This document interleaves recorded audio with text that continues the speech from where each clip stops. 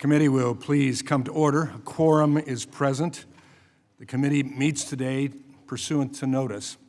Without objection, the chair may recess the committee at any point.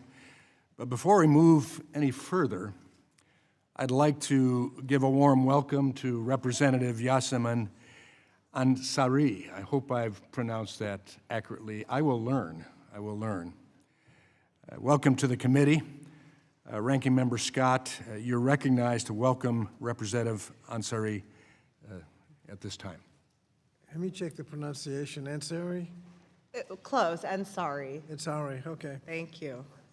We welcome her to the committee. She's replacing Mr. Grijalva. She brings a fresh and diverse perspective to our work. Her leadership as Vice Mayor of Phoenix and freshman class president in this Congress will be a tremendous asset for this committee, and I look forward to working with her and welcoming her to the committee. Thank you, Mr. Chairman. I yield back. I thank the gentleman. Without objection, Representative Ansari will be added to the Subcommittee on Higher Education and Workforce Development and the Subcommittee on Early Childhood, Elementary, and Secondary Education. I'd like to recognize Representative Ansari for 1 minute to make a brief statement as you embark on this fabulous committee. Thank you so much, Chair Walberg and Ranking Member Scott. It's an honor to be appointed to this committee, especially as a freshman member. I know I have very huge shoes to fill. Congressman Raul Grijalva was a titan in the fight for strong public schools and labor protections. Our home state of Arizona has been ranked as one of the worst schools for public education for years. That is a direct result of extreme cuts to public education funding, resulting in some of the lowest teacher pay in the entire United States. We are also a right-to-work state where the legislature has continuously gone after workers' rights and preempted cities from establishing heat safety rules in the hottest state in the country. I'm so grateful that Arizona will continue to have representation on this committee, and I'm really proud to fill that role. I look forward to working with each of you to make our public schools stronger and our workplaces safer. Thank you. Thank you, and again, welcome to this committee. Now we'll turn to the oversight hearing portion of today's meeting. Good morning. It's a pleasure to welcome Secretary Linda McMahon for the first time to the Committee on Education and Workforce. We don't want to be your last, necessarily. Madam Secretary, thank you for being here.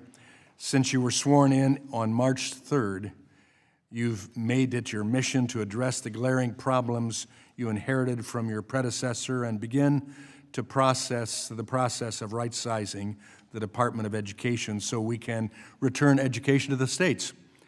I want to address each of these core parts of your mission in turn. First, the glaring problem at the K-12 level. Less than 1/3 of the 8th graders in America can read or do math at grade level. To put that into perspective, if the nation's report card were an actual report card, a 100% improvement on the next iteration of the test would still leave us with a failing grade. Unfortunately, too many in our education system are more invested in protecting their monopoly power over kids' futures or indoctrinating students into left-wing ideology than teaching them basic skills, developing their critical thinking, and expanding their educational choices. At the post-secondary level, your predecessor used billions of taxpayer funds to pursue illegal student loan schemes meant to shift responsibility for student loan debt from the individuals who took it on to taxpayers who paid off their debt or never went to college in the first place. In addition, the Biden-Harris administration ignored the congressional mandate for student loan repayments to resume, breaking the student loan system and creating chaos for borrowers.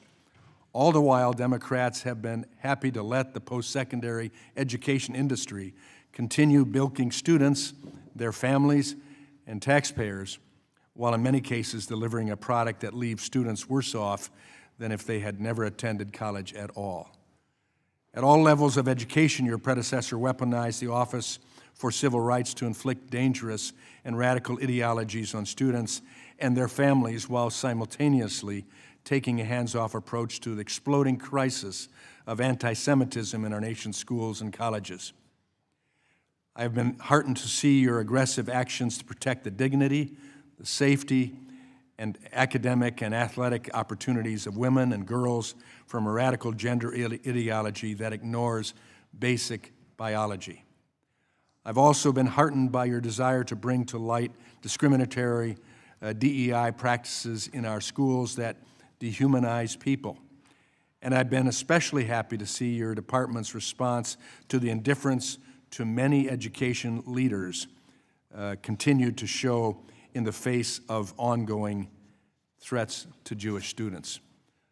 Second, I applaud you for embracing a final mission for the Department of Education.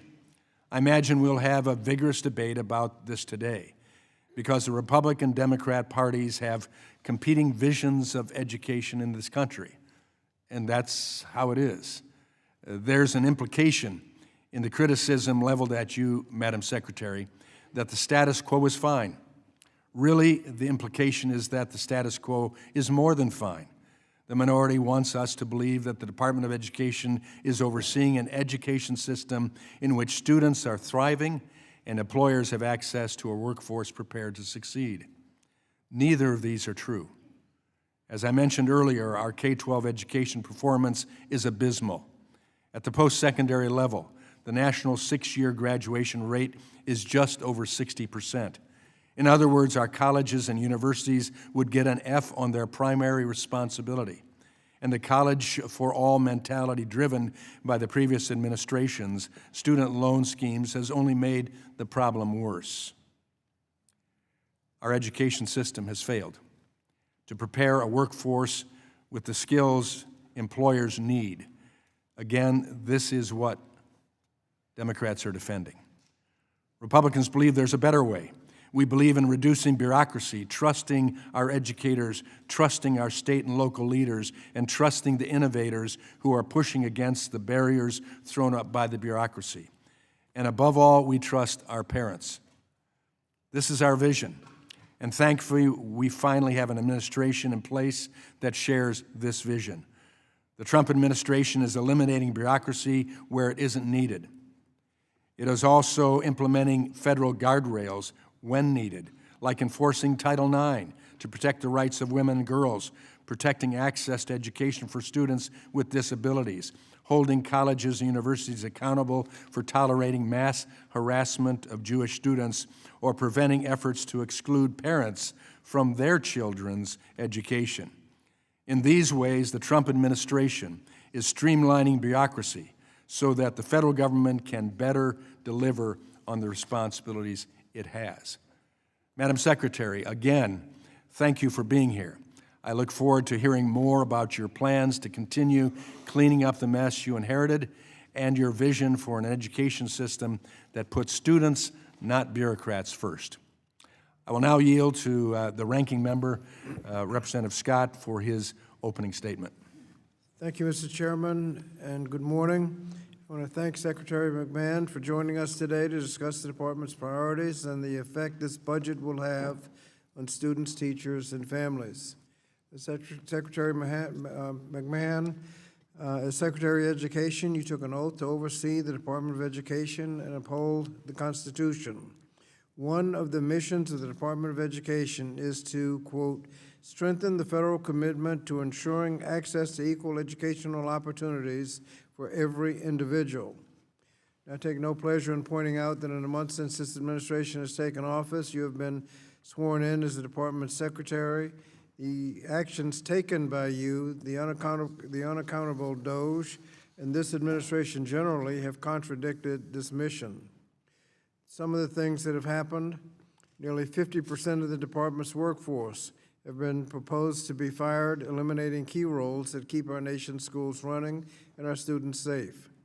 Universities have been stripped of necessary grant funding, undermining the integrity of higher education. Support for student loan borrowers has been reduced, and the key consumer protections have been threatened. And the Department of Education is being dismantled through the elimination of programs and offices without congressional approval. Thankfully, on May 22nd, a federal judge issued a preliminary injunction and ordered the department to reinstate the previously terminated employees. During today's hearing, I expect you to share with us specifically what steps you are taking to comply with that court order. Relatedly, we understand the department has repeatedly delayed and denied the department's Office of Inspector General access to requested documents, information, and staff to conduct a review related to the department's recent workforce program and operational changes. Yesterday, I sent you a letter urging you to cooperate with the OIG in accordance with the law. It is my hope that because you have spoken to numerous news organizations about your plans to dismantle the department, you will feel comfortable with sharing your plans with Congress and the OIG.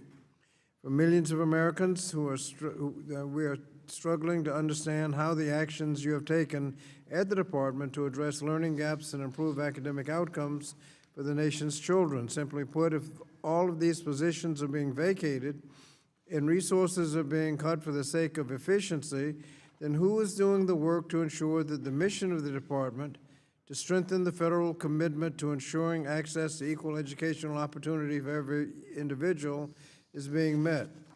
For example, another mission of the department is to promote improvements in the quality and usefulness of education through federally supported research, evaluation, and sharing of information.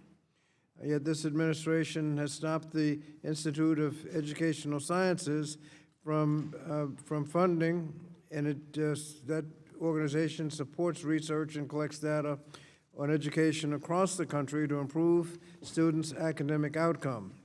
Congress uses this research to determine how it can save money and ensure resources are allocated only to effective programs. However, since you have halted research in the middle of their projects, much of their work is now useless to Congress, and that is the very definition of creating waste. Also, the department has abdicated its responsibility to ensure that all students are afforded safe, quality, and equitable education regardless of their race, gender, immigration status, socioeconomic status, and disability status. Under your stewardship, the Office of Civil Rights is implementing a radical reinterpretation of our civil rights laws that abandons its long-standing duties to investigate, monitor, and provide resources to victims of potential civil rights violations. As a result, students and parents with open civil rights cases are now left with no recourse and no insight as to the status of their cases. We've seen valuable programs such as Teacher Quality Partnership, supporting effective educator development, and mental health grants, which have supported through the Bipartisan Safer Communities Act, canceled with no notice to states and no recourse to help support our nation's public schools. Furthermore, states are being denied reimbursement for COVID-19 related expenditures that the Department of Education had promised to pay. As this is in addition to the proposals, the department's fiscal year 2026 budget to eliminate programs like Gear Up and TRIO, which provide support for low-income students and students with disabilities to obtain high school diplomas and prepare them for post-secondary education. There's also the matter of many red states calling for education block grants, a regressive and illegal proposal that would make it virtually impossible for the federal government to hold states accountable for providing all students with a high-quality education free from discrimination. And yet the department's budget proposal requests that Congress grant you the legal authority to block grant several programs, a clear acknowledgement that you currently lack this authority. So we expect to hear from you today that you will deny the state's request to block grant without direct congressional authority, and more importantly, we want to hear expressly how you will hold states accountable for upholding students' civil rights. I'd be remiss if I did not note that the department's fiscal year 2026 budget proposal would make it more difficult for students to enroll in and afford a college education by proposing reductions in funding to need-based grants such as Pell and Work Study. This is achieved by removing staff who oversee federal student aid administration and oversight, forcing borrowers into unaffordable repayment plans and aggressively garnishing wages of low-income borrowers. Additionally, the budget proposes reducing the department's workforce development programs by 33%. In sum, between the cuts to higher education and programs for alternative career paths, this budget proposal would leave this country's workforce behind rather than competing in the global economy. At the end of the day, it is the students of this nation who will suffer under this budget proposal. Students from low-income families and students with disabilities, English learners, international students, and students of color will face more hurdles accessing equal educational opportunity. And eliminating those burdens is the very mission of the Department of Education. So regrettably, instead of investing in our children, your budget proposal was eviscerate vital, evidence-based educational programs in the offices of the department as a means to attack programs promoting diversity, equity, inclusion, and accessibility. So your success in this job will come only if you adhere to the mission of the Department of Education, faithfully execute the laws, and uphold your oath to the Constitution. Regrettably, this proposed budget does not signal a path of success for America's students and families. That's why I'm urging you to reverse course and call on my colleagues on the other side of the aisle to critically review this proposal and reject it. Democrats will not sit idly by while students are under attack. We will fight any and all attempts to dismantle the department, and we will continue to stand up for students, parents, and families who are struggling. So, Madam Secretary, thank you for appearing today. We hope to get concrete and substantive answers from you. And with that, Mr. Chairman, I yield back the balance of my time. I thank the gentleman. Pursuant to Committee Rule 8C, all members who wish to insert written statements into the record may do so by submitting them to the committee clerk electronically in Microsoft Word format by 5 p.m. 14 days after this hearing. And without objection, the hearing record will remain open for 14 days to allow such statements and other extraneous material noted during the hearing to be submitted for the official hearing record. I'll now turn to the introduction of today's witness, the Honorable Linda McMahon, Secretary of the U.S. Department of Education. Madam Secretary, we thank you for being here today. As you are aware, it's your responsibility to provide accurate information to the committee. Pursuant to committee rule, I would ask that you submit your oral presentation to a 5-minute summary of your written statement. Madam Secretary, you are recognized for your testimony. Welcome. Make sure that microphone is on there. That helps for you to hear me, right? Good morning, Chairman Walberg, Ranking Member Scott, and distinguished members of the committee. Thank you for having me today to represent the goal I share with my boss, President Trump, to responsibly eliminate federal bureaucracy, cut waste, and give education back to states, parents, and educators. With your partnership, the fiscal year 26 budget will take a significant step toward that goal. We seek to shrink federal bureaucracy, save taxpayer money, and empower states who best know their local needs to manage their education in this country. We have reviewed our programs and identified spending that does not fulfill the mandate of trust the American people have placed in President Trump.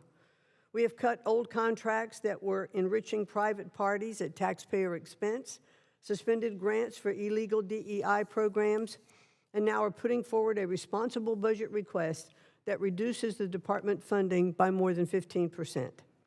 At the same time, we're working to make American education great again. In our conversation with governors, teachers, and parents across the country, we hear calls for accountability and more local control.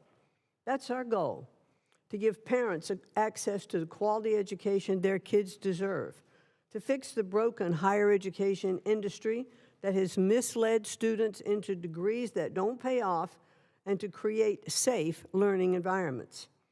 We're holding institutions to account when they facilitate discriminatory or hostile environments on campus. A level playing field with limitless opportunity, I think, is a vision that we all can share. Our budget reflects this vision.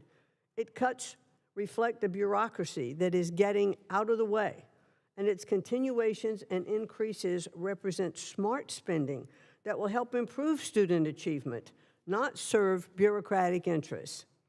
Our goal is clear: make education better, fairer, and more accountable by ending federal overreach and empowering families, schools, and states who best know the needs of their students. I'm eager to partner with you to make this vision of the future a reality and ensure that every child is part of it. Thank you, and I look forward to your questions. Thank you, Madam Secretary.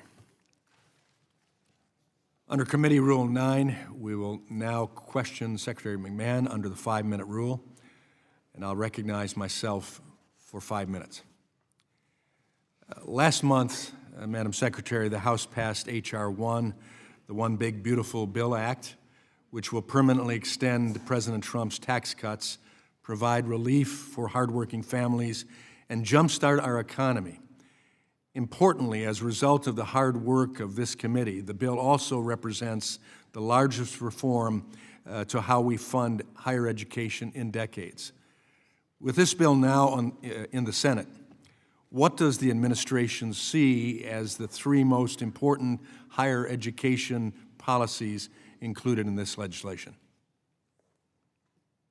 Well, I think one of the things that we really need to look at under H.R. 1 is I don't think it's out of the question that we should expect our colleges and universities to have a little skin in the game relative to the loans that are made. When these colleges and universities set their fees of attendance, et cetera, and loans are gotten relative to that, those students who are applying for those loans are expecting to get a return on that investment, and those parents who are backing that. Now, if the degrees that these students get, or if they drop out of school, or if the performance isn't as expected, then these loans remain unpaid and they become the burden of all of taxpayers. It's not that the loans are forgiven or they go away, they're just shouldered by others. And I believe that if colleges and universities have a little skin in the game and they have to repay part of that loan, they'll take a look at what their costs are as looking at education across the board. I think we also ought to look at our simplification of the student loan and repayment program system to discourage institutions from raising tuition costs just because they know the federal government will make the loan. That's I think, a little bit as to what I said in the first part of having some skin in the game. And then we need some bold reforms like Workforce Pell that will allow students to access Pell Grants to pursue high-quality, short-term training. As you mentioned, I think in your opening remarks, Mr. Chairman, we talked about our workforce shortage. We have 8 million openings, and we are not training our skilled workforce to fulfill these openings. Yeah, key points of our bill. Secretary McMahon, since the heinous attack on Israel on October 7th, anti-Semitism has raised its horrific head all across this country, and especially on many of our prestigious college campuses and others. They continue, sadly, to this very day. The past administration had a lot of resolutions put forward, but toothless efforts to inhibit those type of things taking place under the guise of First Amendment liberties and free speech, which they weren't. Thankfully, your approach has been completely different since you took office. Can you talk about your department's strategy for holding colleges accountable for their unwillingness to tackle anti-Semitism on their campuses? Well, one of President Trump's campaign promises was that he was not going to tolerate anti-Semitism attacks on college campuses and universities, and he's clearly fulfilling that promise. We first took a look at Columbia University because they've been covered very thoroughly by the media. I mean, when you see students barricaded in a library and other students on the outside pounding on glass walls, yelling, "Death to Israel, death to USA," we know that that's not a safe environment for students. When I've spoken to Jewish students who have attended some of our elite universities that do allow these anti-Semitic attacks, well, I've been told that they are afraid. And we can't allow students on campuses. So we've We've held back funding from Columbia. We've also done the same thing with Harvard. But these are Title VI violations. These are not First Amendment violations. We have gone after this under Title VI. We've withheld funding, and we are asking, as Columbia has done, to come to the table for negotiations. We've also asked Harvard. Their answer was a lawsuit. So we are approaching and investigating probably about 60 other universities for civil rights violations. Thank you. In a few seconds remaining, what excites you most about returning education power and authority to the states? I believe that the best education is that closest to the child, as does the president. Those on the ground working with children every day, governors, superintendents, teachers, those are the ones who can make the best decisions for education for our children. Thank you. I yield back. I now recognize the gentleman from Connecticut, Mr. Courtney. Great. Thank you, Mr. Chairman. Secretary McMahon, in your opening remarks, you focused on the need for giving parents and families the choice in terms of their children's education. And sure enough, in your skinny budget, the line item for charter schools was plussed up, which I guess is consistent with those remarks. However, you zeroed out magnet schools in the skinny budget. We both come from Connecticut. U.S. News and World Report did their annual ranking of high schools in the state of Connecticut. The #1 high school in the state of Connecticut is a magnet school in East Hartford, the Connecticut IB Academy. The #3 high school in terms of quality in the state of Connecticut is the Marine Science Magnet School in Groton, Connecticut, which I have the honor of representing. There is not a charter school in the top 50. And again, this is not, my question is not really about whether charter schools perform or don't perform, but what your budget does is it undercuts parental choice, because magnet schools are choice-driven programs. I can say that personally because my daughter attended a magnet school, and it was an excellent education experience. You zeroed out that account, which is completely undercuts and contradicts the hype in your opening statement about supporting parental choice. I mean, why wouldn't you support magnet schools? Well, I do support magnet schools, and as we both know, in Connecticut, I'll speak to magnet schools, but also in Connecticut, there has been the lowest growth in charter schools. I think we're like 5th from the bottom in the country for allowing more charter school growth. So why zero out magnets? Magnet schools are also, as are charter schools, they are public schools. So in the public schools funding, then I think that as the states have more control over their state budgets, they can allocate those dollars to magnet schools. I think magnet schools are great, and I know that a lot of them do focus on particular kinds of studies. Thank you. Just reclaiming my talk is cheap. Budgets are what count. And, Yes, and this budget does not say that magnet schools are great. I have another question. I want to just move on. You referenced the skinny budget, and that was an operating plan. We now have the full budget, so we might take another look at that. Yeah, it says zero. You may still be. Anyway, correct, just I want to move on I want to move on to the Perkins program, which again is very important in the state of Connecticut. I was at a graduation ceremony on Wednesday. In Groton, where 170 high schoolers were given job offers by Electric Boat Shipyard because of Perkins grants funded programs, both in tech schools and comprehensive high schools in welding, metal trades. The hype, again, from this administration is that they're going to support trades schools, but looking at your budget, again, it's a zero increase in the Perkins line item, which I guess could have been worse. You could have cut it. In terms of the program, but in terms of meeting the moment of job openings, which you mentioned in your opening remarks, and certainly we have huge job openings in southeastern Connecticut, this budget does not match the rhetoric in terms of trade schools or the trades. What I want to ask you is that, we're trying to figure out in terms of just the interaction between job training programs at the Department of Labor and Perkins grant program. And can you tell me, again, whether or not it is your intention to move the Office of Career, Technical, and Adult Education to the Department of Labor? Well, thank you for that question, Representative. I can tell you that one of the executive orders from the President was that the Commerce Department, Department of Labor, and Department of Education should coordinate and look at workforce programs. There were over 43 different workforce development programs across all of the agencies is certainly inefficient in operation. So I've had many discussions with Commerce, I've had many discussions with the Secretary of Labor, and I think there are opportunities to move some of those programs Well, in your into other discussions, I would agencies. hope you would note the fact that it's in statute that that office is in the Department of Education. Perkins was enacted after the Department of Education was created. It is housed in the Department of Education, and we are going to be watching very closely in terms of whether or not there's a move made that violates that law. I also would just note in closing, the adult education line item was zeroed out, which is just stunning.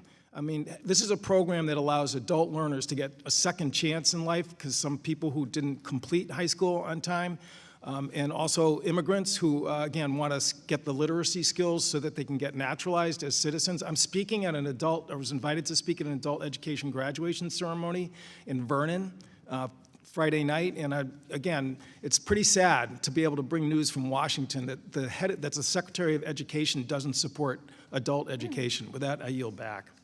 I thank the gentleman. I now recognize the Chairman Emeritus, the gentlelady from North Carolina, Ms. Fox.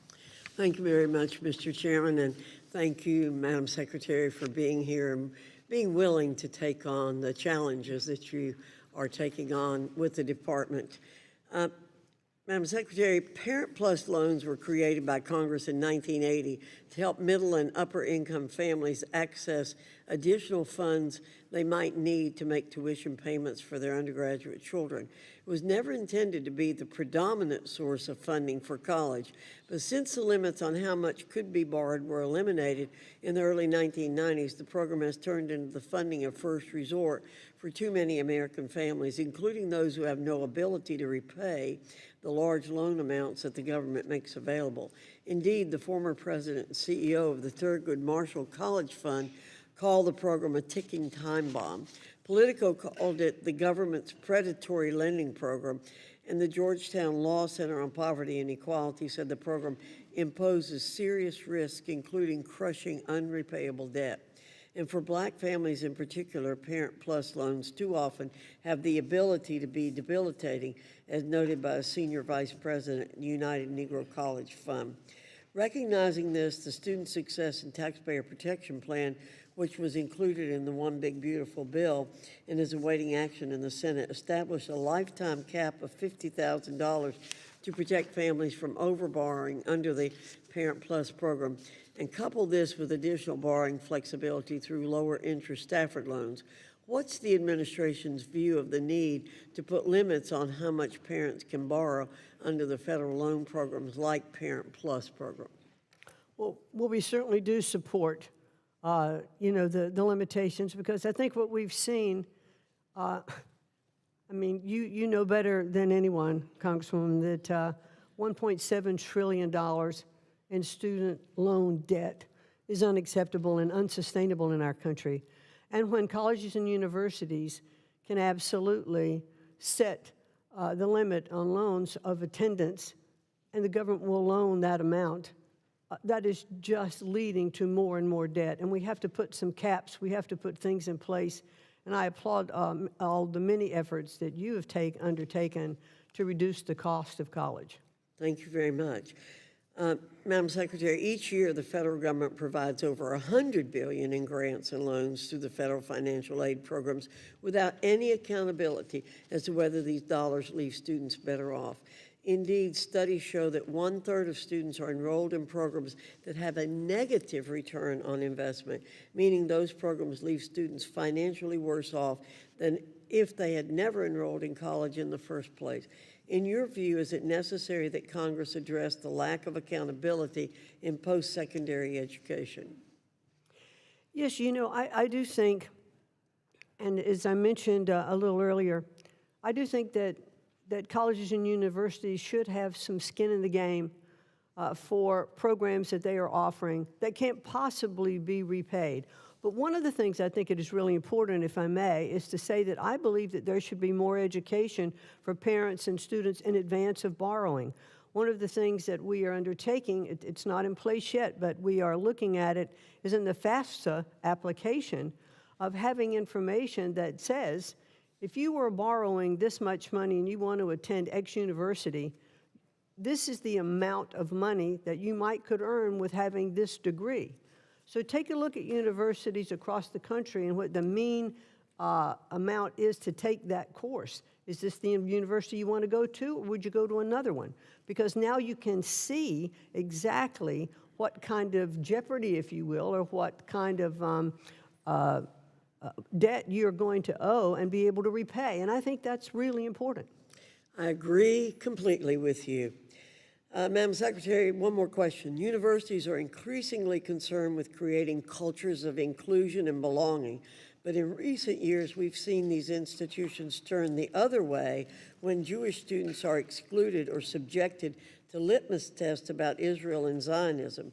In your opinion, what message does it send to Jewish and Israeli students and faculty on college campuses when universities entertain calls to boycott and divest from Israel? And what is the Department of Education doing to rein in the damage that BDS causes in higher education? Well, we've certainly taken universities to task already through the programs with Columbia that you've seen of reducing or of stopping their funding, $400 billion.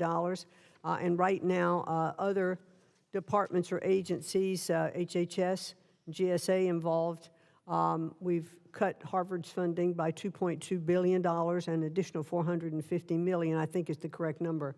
We're putting teeth behind these Title VI violations. Before, I think it was Representative Scott that said maybe the talk is cheap. Well, we've put teeth in these efforts. Thank you, Madam Secretary, and thank you, Mr. Chairman. I yield back. I thank the gentlelady. Now I recognize the gentlelady from Oregon, Ms. Bonabinci. Thank you, Mr. Chairman. Secretary McMahon, on February 13th, during your confirmation hearing, Senator Murray asked you, if confirmed, do you commit to getting every dollar we have invested in our students and our schools out to them? And you replied, well, the appropriated dollars and those monies that are passed by Congress, yes.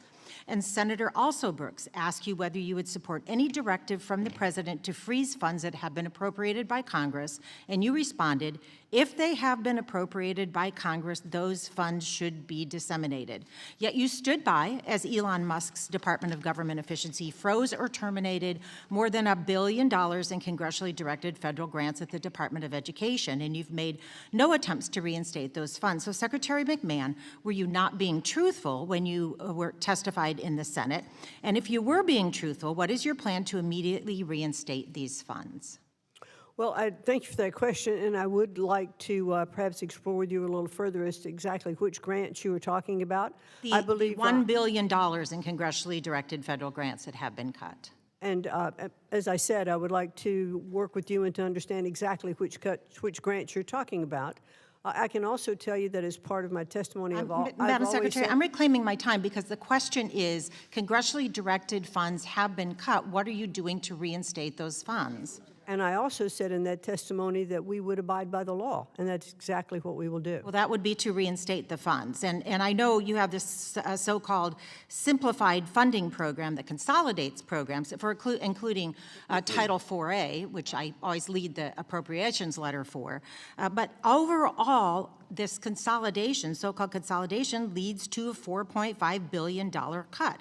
So that makes your statement untruthful if you're not doing anything to restore those funds. With regard to Title IV-A, can you name one of the major categories in Title IV-A where cuts will lead to a well-rounded education, or world-class education, as you state? Let me respond to one other thing that you asked before. And when you were talking about the cuts of $4.5 billion, along with that cut goes a great reduction in the cost of regulatory compliance. Madam Secretary, I need to reclaim my time because I want you to answer the question about which category in 4A where cutting will lead to a world-class education. I'm certainly going to answer your question, but also I think it's important for this committee and for taxpayers to understand that when we cut red tape for regulations— I understand, Madam Secretary. I have to reclaim my time because you're not answering my question. Well, I'm trying to answer your question. The cuts have happened, and it's, as Secretary of Education, your job is to faithfully execute the law. Correct. And if you can't do that, you shouldn't be in this job. I have another question for you. Since you've been in office, you've violated or stated your intention to violate several major federal laws that have been enacted by Congress. And one of them I want to talk about is the Education Sciences Reform Act. So that's what I'll focus on. Congress enacted the law more than 20 years ago and created the Institute of Education Sciences. IES provides evidence-based data to improve student outcomes and support teachers, but the Trump administration unilaterally canceled more than $900 million in IES grant funding and reduced IES staff from 175 to fewer than 20 employees, a reduction of about 90%. So Secretary McMahon, what statute authorizes you to unilaterally dismantle an office Congress created? What we have done to the benefit of those grants is to, well, first of all, let me say that there are a lot of contracts that are done in IES. So none of those contracted services have been affected. And also, what is part of IES and the funding you're talking about are for NAEP. And for the NAEP program is already in place for the next 5 years. However, we did renegotiate that contract and save $540 billion, And you can do that with fewer than 20 employees, is what you're saying? We are doing it because we are able to continue doing what we do because the contracted services which are still in place have not been affected. Yeah, it's hard to believe that you can meet the statutory obligations without money or adequate staff. What do the NAEP scores show when disaggregated by income, by the way? I beg your pardon? What do the NAEP scores show when disaggregated by income? When disaggregate, I don't understand the income. question. Okay, well, maybe you should look at the NAEP scores because what they say, you and the chairman and a lot of members of this committee use the NAEP scores to talk about how education is doing. What we really need to look at is how we address low-income students. Oh, okay, you're talking about performance and achievement gaps. Okay, I get it now. Yes. Okay. Well, NAEP scores, I think, continually show what we all know to be true, I think. I've looked at it in my state of Connecticut. It's one of the things that first got me into government. I looked at the achievement gaps, and that's what I wanted to make sure that we were servicing. And as my time expires, Madam Secretary, what they show is that we need to have investments to help our low-income students succeed, and you are cutting those investments. And I ran for Congress because I wanted to make public education better, but not just for a few, not just those who are worthy of private dollars, and not just those in wealthy neighborhoods, but every single student. As Secretary of Education, I hope you would have the same goal. I yield do, back. and thank you. Gentlelady's time has expired. I now recognize the gentleman from South Carolina, Mr. Wilson. Thank you very much, Chairman Tim Walberg, for your great leadership on behalf of the American people. And gosh, thank you, Madam Secretary, for your vision and courage to promote local school control of education for parents, for students, for teachers. And Washington is not all wise, and the local elected school boards should be where power is exhibited and where people know better about the local communities, and it should be devolved to them. Additionally, I want to thank you and President Trump. You're successfully empowering American citizens, not big government. And you're actually doing the exact opposite of any dictatorship, in that power is being returned to the people, the local elected school boards that so well reflect the citizens who have elected them. And then I believe you are the right person for the job. Additionally, I believe, too, that it's so clear that education is a state issue, and it should remain as a state issue. It should not be a federal issue. And with that in mind, I recently led a letter, along with 27 of my colleagues, to call for an increase in funding for the Federal Charter Schools Program, CSP, across the country. The charter school community is committed to providing families with high-quality public education options voluntarily, choice of the parents. And I am grateful to see that President Trump's budget would increase the charter school program by 14%. Furthermore, last month during National Charter Schools Week, you announced an additional $60 million in funding for the CSP this year to help meet the needs of families across the country. For the American people, and particularly for the media, if you will explain what the success is of the voluntary school choice programs are, and how is this money going to be spent around the country? Well, thank you very much, Congressman Wilson, for your kind words about me. But also, I have visited many schools, many charter schools throughout the country already. And what I have seen with those charter schools is the innovation that they are allowed to use that you don't see in a lot of our public schools. And so I'm very pleased to see that the president is also supporting school choice. The president wants to make sure that the best education is that's closest to the child, whether that's homeschooling, charter schools, public schools, private schools, religious schools. He wants to make every opportunity available to all the children in the country. So I'm pleased that we did increase the budget request for charter schools. And I too have visited the schools, and I visit all the schools that I can in the district I represent, every type that you just identified. And I hope the media will go by and visit a charter school and see how positive they are and find out how the students are doing so well. And they're voluntary. It's what, and it's not for everyone, but where it is, the media, it would be nice for them as they're doing investigative reporting to look into truly not just the viewpoint of the teachers union, but what's really happening in America. Along with that, Secretary McMahon, I'm really concerned that we have adversaries, war criminal Putin, we have the Chinese Communist Party, we have the dictatorship in Tehran, are targeting our universities and colleges. What can we do, again, to stop their inroads? And it's already been successful removing Confucius Institutes, which are a branch of the Communist Party, Chinese Communist Party. So what more can be done to promote freedom and democracy instead of totalitarianism? Well, I think we've certainly seen, in fact, one of the requirements we had of Harvard was that or one of the questions we had of Harvard is, how are they vetting their students that come internationally? How are they vetting their teachers, their professors who come internationally? Do they have ideological backgrounds that are contrary to the United States government? We also, I heard this morning on the news that there was a student from China, I think it was discovered in July, that had fungus spores in a backpack from China that he brought to the University of Michigan. Now, we have to make sure that we stop that, because this can be an attack on our food supply, an attack on our, our total population. So these are incredibly important things, and the State Department is looking at visas, canceling them, making sure that the students who are here in the best interest of the United States. And thank you for promoting free speech, and also international students who want to come and learn and be positive, but also understand that there may be agents of foreign countries coming to our country. I yield back. I thank the gentleman, and I recognize the gentleman and teacher from California, Mr. Ticano. Thank you, Mr. Chairman. Thank you for being here, Madam Secretary. Good to see you again. Let's get right to it. Madam Secretary, do you believe that the federal government is legally or constitutionally permitted to punish a private entity for having a different viewpoint than the administration? What do you mean by that? Well, does the government have the power, or legally, or is it legal or constitutional for you, the Secretary, to punish a private entity for having a different viewpoint than the administration? I don't know what you mean by punish. Can you be more specific? Well, let's move on. Apparently, I don't want to get into this back and forth on this.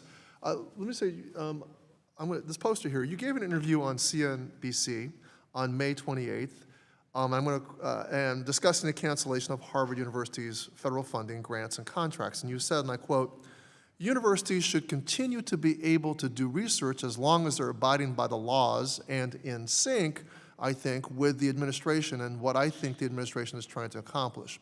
So what you're saying, Harvard can have its funding and its international students back if and when it teaches what the Trump administration demands. And these demands are included in this April 11th letter signed by the Department of Education and other agencies, and include a requirement that the government must be able to, quote unquote, audit the viewpoints of its student body, faculty, staff, to ensure, quote unquote, viewpoint diversity. I ask unanimous consent to submit this letter for the record. Without objection, it will be submitted. And it says, I quote in the letter, quote, "Harvard must abolish all criteria, preferences, and practices through its admissions and hiring practices that function as ideological litmus tests," end quote. Now, Madam Secretary, what are the limits of this viewpoint diversity that the administration is trying to enforce? Under these demands, for example, would the Harvard government department be compelled to hire faculty that believe the 2020 election was stolen? I believe that there are rights to freedom of speech, but on campuses and universities of colleges and universities across the country, freedom of speech should be allowed. There should be open debate. There should be different viewpoints. But I'm not asking you a question about freedom of speech here, Madam Secretary. I'm asking you about the limits of viewpoint diversity cited in this letter. You demand that Harvard would be compelled to hire faculty. I mean, well, you're saying that there has to be viewpoint diversity. I'm just asking you, would the government department be compelled to hire faculty that believe the 2020 election was stolen? As an example of viewpoint diversity. However, one of the things that Harvard Crimson, and by its own... Okay, I think you don't really have an answer, so I'm going to move on to other questions. Maybe we can clarify by other questions. Would viewpoint diversity mean, for example, Madam Secretary, reclaiming my time, reclaiming my time, Madam Secretary, different Secretary. Would the Harvard Medical School, who is looking to hire an immunologist, would that person need to adhere to HHS Secretary Kennedy's view on the efficacy of vaccines? Listen, we all know that we should have our universities look at what all the programs are. I don't think you really thought through this viewpoint diversity issue. That you're trying to put forth is a false narrative. Okay. And the funding is a privilege. Madam Secretary, reclaim my time. Does refusing to hire a Holocaust denier as a member of Harvard's history department faculty count as an ideological litmus test? I believe that there should be diversity of viewpoints relative to teachings and opinions on campuses. Well, what about this situation of Harvard's history department, and they're looking for another department member? Would being a Holocaust denier count? Well, I do know that Harvard did replace its head of Middle Eastern studies even before we looked at it because they believed that they needed to make changes already. Okay, can you explain to me how cutting funding to cutting funding to cancer research, which may save the lives of children, will help Jewish students on campus? Well, we had to put some teeth in the anti-Semitism studies, so we used, that actually didn't come from the Department of Education, that came from HHS.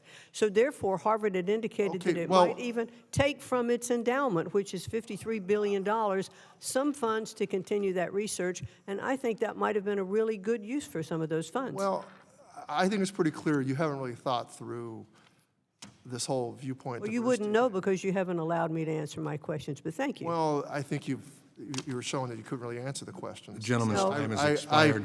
I yield back. I thank the gentleman. Now I recognize the gentleman from Wisconsin, Mr. Grothman. Yeah, first of all, I'd like to comment on a statement made by our newest member here. In Wisconsin, I felt one of the things we did to improve education the most is stand up to the teachers' union and allow some of the worst teachers to be let go. And I think it's disappointing we have people who think the key to improving education is unionizing the schools, and unionizing the schools inevitably means you can't get rid of the worst teachers. So just a little bit my personal experience in Wisconsin. Second thing, people here mention the GED. And at least in Wisconsin, we weren't allowed, even as a state legislator, to see the GED. But somebody released it to me anyway, I guess breaking the law. And I was shocked at how easy those tests were. It was almost comical. I'm going to ask you, will you do what you can to, at least for some states, I don't know if it's a nationwide thing or a state-by-state thing, release some of these GED exams, even if they're 4 or 5 years old, so the public can see what they mean? Well, thank you for your question. I'm not sure that's under my jurisdiction, but I would like to look into it and get back to you on that. Okay. Next thing, just covering workforce Pell just a second.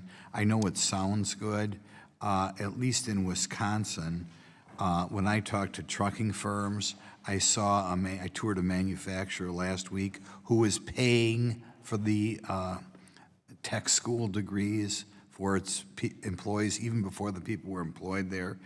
Same thing with construction firms, paying for the education. So I kind of felt a little bit that this workforce fellas were driving in and paying for stuff the private sector's taking care of already, so I'll just ask you to look into that. Now, as far as bias and the anti-Semitism in universities, to me it's part and parcel of a larger problem. Anybody who's been involved in Republican politics for a while has met students who have to lie routinely on tests to feel they have to get a good score. And it's because you have this monolithic left wing that is got almost all, in some disciplines, of the teaching jobs. And to me, this anti-Semitism is increasingly part of the left wing zageese that's everywhere in the universities. Global warming, greatly exaggerated amount of bias in the universities, that sort of thing. What do you think, and I honestly don't know the answer to this, what do you think we can do about the overwhelming left-wing bias in so many disciplines at the universities?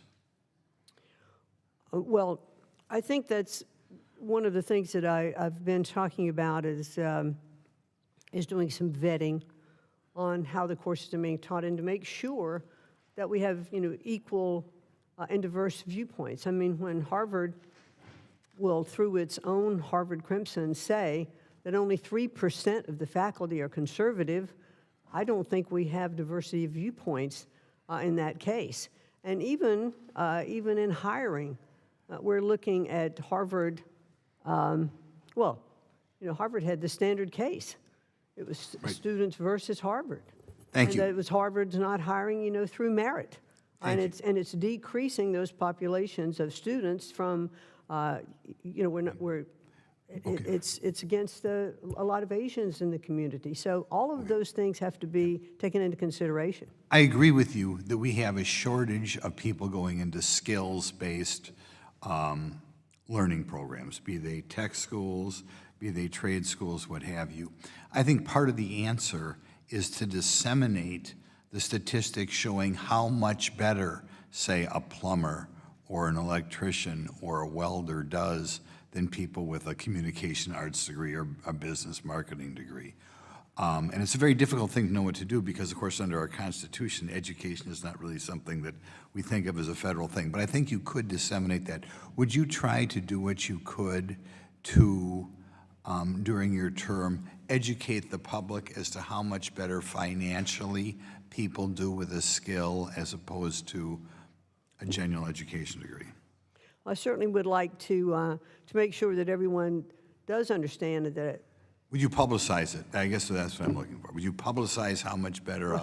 I think those stats are available. All you have to do is have a plumber come to your house. Boy, I can tell you that I might be in the wrong business sometimes. I hope you use your position. My final question is, one of my colleagues here talked about so-called difference by income level, and I always think that's not where they should be looking.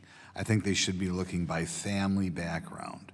Would you collect data, unlike for income level, family background of students and see, by that I mean family structure, and see how that affects educational test scores? Would you do that for us? I'd really like to get back to you and understand a little bit more of what you would like us to look into, but I will get back to you on that. The gentleman's time has expired.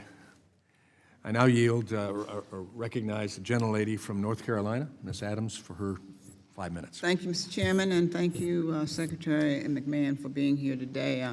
I hope that I will have an opportunity to meet with you. I had made a request, and we weren't able to do that, and hopefully you'll reconsider. But let me just raise a concern that I heard from one of my constituents who served in the Department of Grants Management Policy Division. Their entire unit received a RIF notice in March. This office, from what I understand, held key oversight functions for grant administration and compliance, and ensuring that taxpayer dollars were used effectively and legally, and that the department's obligations under federal statute were met. I know you've spoken about the importance of streamlining and efficiency, and I respect that. I know it's difficult sometimes. But let me ask if you can speak to the department's plan for transitioning this critical compliance work moving forward, and how you are ensuring that core responsibilities around federal grant oversight, training, and legal compliance are still being fulfilled. Well, thank you very much for your question. Just let me give you the assurance that even with the streamlining that we have done so far, we have not missed any of our statutory requirements, and that's what we will continue to do. So you have, and you are going to meet those, is that what you're saying? Yes. Okay, so let me ask you, as you already know, Title III, Part B provides mandatory funding to HBCUs, and I appreciate your statement on HBCUs. I'm a 40-year professor at an HBCU, a graduate twice of one. But can you speak to how the department is using the data and metrics to track the long-term impact of outcomes like academic performance, research competitiveness, and infrastructure modernization at our HBCUs that are approximately almost 200 years old? And beyond that, how do you plan to scale what's working? And if we're seeing strong results at one campus, then how can we make sure that these best practices are reaching others? Well, thank you very much for asking.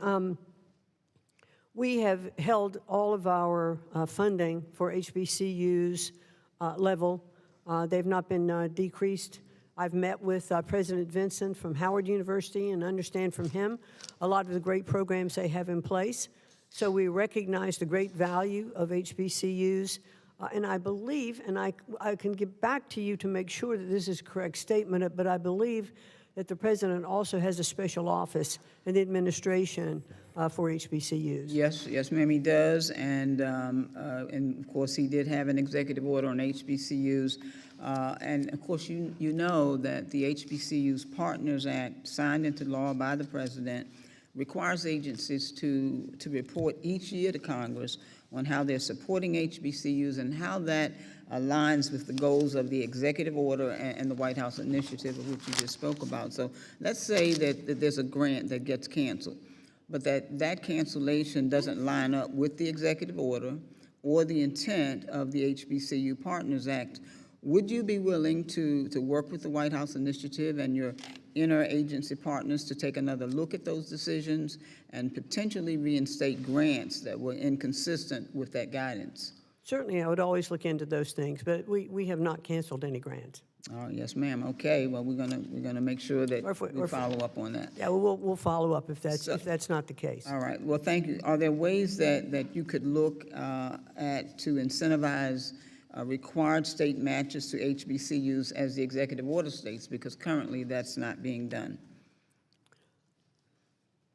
I'm not sure that it's not being done, but I would like to look into it further. And if it is not being done, I'd like to talk to you about it. Yes, ma'am. I want to talk to you about it because I can assure you that it is not being done. But let me just say, Mr. Chairman, I do want to ask for unanimous consent to enter into the record a 2024 report from the Century Foundation that outlines studies that show that HBCUs provide an incredible return on investment. Without objection, it'll be submitted. Well, thank you. And Madam Secretary, thank you very much. I know that I'm almost slightly over my time, but I'm looking forward to this year's HBCU Week. I saw that the website has been updated, and I certainly appreciate the effort to keep that momentum going. I look forward to, as I said in my opening comments, to having that one-on-one with you. I would certainly appreciate if you would honor that request. And thank you very much for being here. And Mr. Chair, I yield back. Thank you, and I'll certainly do that. Gentlelady yields right on time. Thank you. I recognize Gentlelady from New York, Ms. Stefanik. Thank you, Mr. Chairman. Secretary McMahon, thank you for being here today. I want to follow up on my colleague across the aisles back and forth where you didn't have an opportunity to answer the question. As you know, I've been very engaged in leading this effort in terms of holding Harvard accountable. We saw the scourge of anti-Semitism after the Hamas attacks on October 7th, and Harvard failed in every respect to enforce the rules to protect Jewish students. And over the course of our investigation, it was revealed that there was anti-Semitism deep in the Office of DEI at Harvard for their failure to respond to Jewish students, and it highlighted this issue of a failure of ideological diversity. I wanted to add some more details to what you pointed out. Less than 3% of the Harvard faculty are conservative, and this is a challenge in education writ large. According to the Harvard Crimson, as of 1989, the ratio was 2 to 1, liberal to conservative. By 2017, it was 5 to 1. And then as of 2023, it's 26 to 1. So when we talk about ideological diversity, it is a crisis at Harvard. Can you further elaborate on that? Well, just agreeing with what you've said. I mean, when by their own statistics, it is clear that they don't have diversity of viewpoint. And I believe, and as I mentioned a little bit earlier, the fact that Harvard had already replaced its head, or was looking to replace its head of Middle East studies, recognizing that they already had an issue. I think it's indicative that Harvard, even before we were initiating our talk, well, I actually think that we spurred them on. Absolutely. When we started putting teeth in what we were doing, they finally said, okay, we're going to make some changes, and they did do that shortly after we started our investigation. And you're spot on, Secretary McMahon. Harvard has failed to save itself. They are responding to the exceptional work of this committee and the accountability measures that this administration has put into place. So I want to thank you for your strong leadership. I want to thank President Trump for his strong leadership. I care deeply about this as an alumna of Harvard and as the first member of my immediate family to have that opportunity. We want to make sure these institutions are excellent for generations to come. My follow-up, which is on a different subject, this has come up in virtually every meeting that I've had, whether it's with university presidents, professors, or students, is the challenge of AI and academic integrity in the classroom. Can you talk about the department's approach in terms of how to harness the benefits of this technology, but also make sure that we are learning the basics in the classroom and have academic integrity? You know, I think AI is probably one of the it's so overwhelming with the abilities that it can bring, but it also has a downside and dangers. We want to make sure that AI is not, leading to false essays or papers or studies that students are turning in. However, when I've looked at K through 12 education and I've seen some of the tutorial benefits for individual studying through AI, I think it brings so much to the table that we can offer students who are accomplishing more in the classroom who aren't accomplishing as much by that one-on-one tutorial advantage. So I think we need to harness and capture those opportunities from AI, but at the same time, making sure we understand, and I don't think we even have this much of a handle on it yet, of what some of the dangers of AI can be. And I think that that's what's incumbent upon us to look across the board at all of that. Well, thank you for that. And my last question, and this is primarily for K through 12, and I think about this both as a policymaker, but as a mom, as my young 3-year-old who is finishing pre-K 3, but screen time for our kids and the dangers of huge amounts of screen time. I want to credit my colleague Kevin Kiley, who's hosting a hearing on this next week. Can you discuss the administration and the department's approach to tackling this very concerning issue that has had huge impacts on the mental health, but also the focus of our kids? Well, and I do think this is really at state level. Yes. And there are governors who are, promoting policies, or superintendents who are put in policies in their local areas that say, bell to bell, in schools, no devices, so that students aren't distracted, from what they're doing. I think parents at home need to look at the amount of screen time that their children. This is a great deal of parental responsibility as well. And we've looked at different aspects. I've seen reports of more and more screen time, which then reduces your ability to focus and have attention for your subject. So while there is an entertainment value and information value to screen time, it's not always, I think less could be more.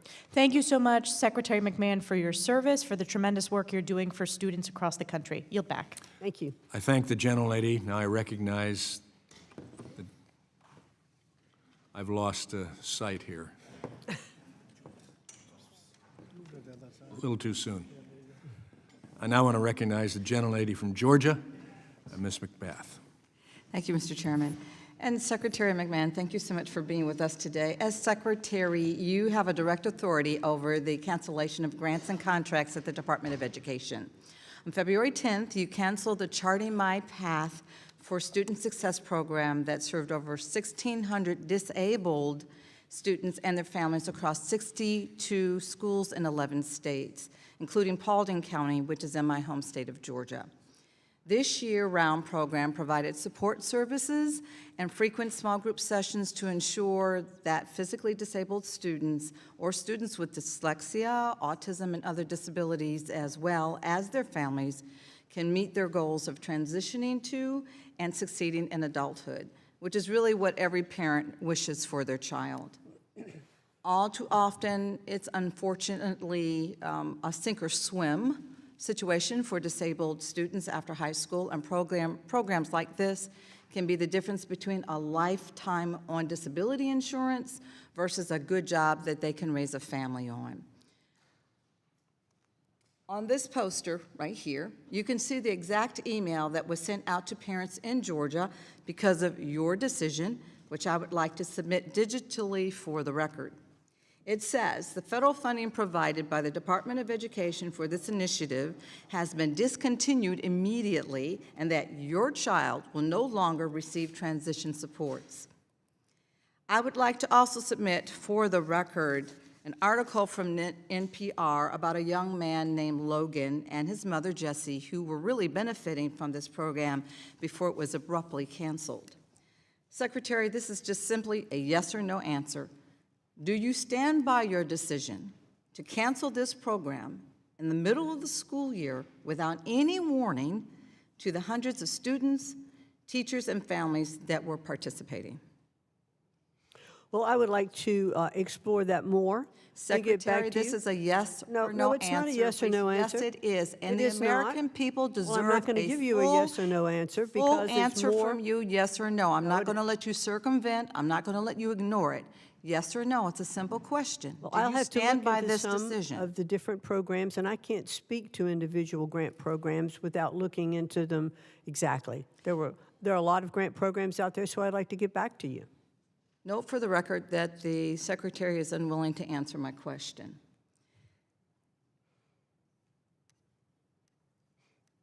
Is it clear, or do you believe that you are misleading the public regarding the actions that you and President Trump have taken to cut or cancel programs and services for disabled children and their families? You've said multiple times that disabled students will not be negatively impacted by your decisions, but they already are. Time and time again, this administration asks the American people to listen to everything that they say, but to ignore actually what they're really doing. Given our limited time, I plan to submit written questions to you and for the record to learn more about your decision and get some direct answers from these parents as to why the kids can't meet with their teachers anymore. Secretary, yes or no? Simple answer, just a direct answer. Do you believe that gun violence, the leading cause of death for children in this country, is a public health crisis?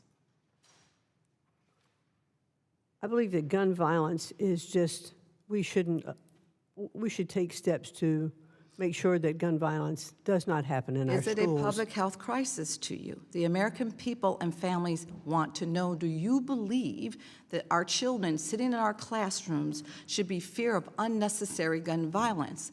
Most of America believes that this is a public scourge. Do you believe that gun violence poses a threat to our children while they're sitting in our classrooms? Gun violence should not be allowed anywhere, and gun violence especially should not be in our schools. I'd like to say to you, Secretary, as a mother who lost her son to unnecessary gun violence in the prime of his teenage years, your response, or basically a lack of response, is completely out of touch. Every parent, whether they send their kids to public or private school, worries about their child being killed at school. And there's a lot of data to prove that. It is an unfortunate reality that this happens every single day, but yes, this is the reality. There's something very wrong when the highest-ranking government officials responsible for the safety and education of our kids cannot claim that the leading cause of death among children is not a crisis. Every American should be deeply concerned while you remain Secretary of Education. And I hope that I'm able to get some answers in writing from you, and I yield back. I thank the gentlelady, and now I recognize the gentleman from Utah. Thank you. Madam Secretary, good seeing you again. Here. There you go. First of all, I'd like to thank you for bringing your entrepreneurial expertise to an industry that has long forgotten what a good return on investment is when it comes down to teaching our kids. There's nothing more important for the survival of our American culture than what you're tasked to do. You represent the end of accepting failure as an option. And on behalf of those who love the role of educators because they love the children they teach, I want to thank you for that passion.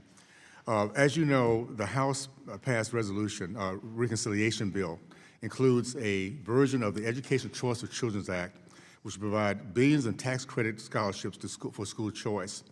I have long advocated for school choice, and I'm eager to see a much-needed school choice legislation enacted into federal level. Why do you think expanding school choice is such a huge win for parents who are desperate for educational options? Well, thank you very much, Congressman, for that question. School choice, I believe, is one of the top things we can do to make sure that every child has equal access to an excellent education. And President Trump certainly believes, and I've said this many times even this morning, he truly believes, as do I, that the best education is that is closest to the child. When, when we think about teachers who are with our students, our children, every single day, school superintendents, and parents who should have rights over the say of the curriculum that are being taught to their children, these are all things that are part of the school choice program. The president does not believe that any child should be imprisoned, if you will, in a failing school, but should have opportunities to go to other schools. And so I'm really pleased to see that he has wanted limits or the budget's increased for our charter schools. He wants to make sure that our public schools have the best teachers, the best funding. He wants to make sure that all private schools, religious schools, and even those that are teaching their children at home with homeschooling have all the best tools available. He was embarrassed by the NAEP scores. He was embarrassed by where education levels were in our country, and he was angry. And when he's talked to me about it, he said, we absolutely need to make changes so that our students can have the best education in the world and that their performance scores will indicate that. By the way, we all should be angry by what's happened to our kids today. It is a travesty. And by the way, every child, no matter what zip code they live in, deserves the rights for life, liberty, and pursuit of happiness. The only way that can happen is through education. You have been aggressive in attacking the scourge of DEI in our educational institutions. This has been the root cause of anti-Semitism our children are trained to embrace. Of course, our Democratic colleagues are accused of attacking free speech, whitewashing history, and using DEI as a cover to launch a political crusade against institutions you don't like. Could you talk more about why DEI is an important civil rights issue for all students? Well, unfortunately, many of the programs of DEI did more, the title was Diversity, Equity, and Inclusion, and it did more, I think, to separate and to provide more segregation ideas because it pitted an oppressor versus oppressed ideology. Many students were taught that if you're white, you're privileged. If you're not, you should not bring that privileged group as part of what you're doing. That is exactly contrary to, I think, everything we've been trying to accomplish in our country over the years so that everyone really has equal access, equal opportunity under the law. Yesterday you had a hearing with a senator out of Rhode Island who said you are surrendering by giving the power back to the parents and the districts. I just want to remind everybody that we in 2025 have 70% of our kids in 8th grade cannot read, write, and think. In 2017, black kids in the state of California, 75% could not read, write, and think. Here in Baltimore, we have zero proficiency in math for many of the schools in this district. So I think it's kind of arrogant for those bureaucrats here, politicians, to believe that we do it best for our kids, and when the parents should be at the front of that. I want to thank you and this department and this administration for understanding that the power belongs to the parents, and we're going to start producing some of the smartest, wisest, and the most hopeful students in the history of mankind. So thank you for that. I appreciate it. Now yield back. Thank you, sir. I thank the gentleman. I recognize gentlelady from Pennsylvania, Ms. Lee. Thank you, Mr. Chairman. I think that in very many ways we've been talking around a lot of the issues with this administration. So to be honest and to be very clear, I want to say that this administration has undoubtedly revived the culture of racism we haven't seen since the Jim Crow era. They've made it clear that open attacks on Black and brown and other marginalized communities is not just tolerated, but it's encouraged. So when they call for removing of equity and inclusion and diversity and accessibility from schools in favor of quote unquote traditional American values, it's indistinguishable from post-Civil War South advocating to rewrite history with the lost cause narrative to censor truths about slavery, or as they disappear students who write dissenting op-eds. It's reminiscent of the suppression of abolitionist newspapers.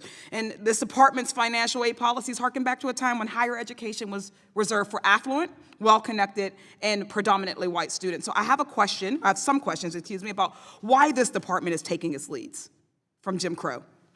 Secretary McMahon, you've claimed that you want to drastically reduce the already very small federal role in education, and also that you will not cut Title I-A funding. That is still your position, correct? Correct. Thank you. I'd like a yes or no answer. Do you believe your April 3rd attempt to revoke Title I-A funding from states unless they signed a certification of compliance with your political viewpoint was consistent with giving states more control over education? There's been no reduction in funding for Title I-A. As of now. There has not been yet. But again, right. And it is not going forward in the budget. So you believe that okay. Yes or no, is Title I-A funding actually secure for every school district and state that currently receives it? Or is your goal to make Title I-A conditional on states refusing to provide students of color, LGBTQA students with disabilities, or other marginalized students opportunities to participate in diverse, inclusive, equitable, and accessible learning environments? No, that's what I answered. I-A funding is intact. Okay. So let's talk about so-called illegal DEI, as you all have called it, a phrase you've continually bring up, that I'm still unclear on, especially after 3 federal judges have preliminarily ruled that your illegal DEI guidance is likely unconstitutional and unenforceable, illegal, as it were. Secretary McMahon, during your confirmation hearing, you were asked by Senator Chris Murphy if an African-American history class violated the administration's position on diversity, equity, and inclusion. You said you'd like to look into it. You've been on the job for a few months now. Have you been able to look into it? I do not think that African studies or Middle East studies or Chinese studies are part of DEI if they are taught as part of the total history package. So that if you're giving the facts on both sides, of course they're not DEI. I don't know what both sides of African-American history would be.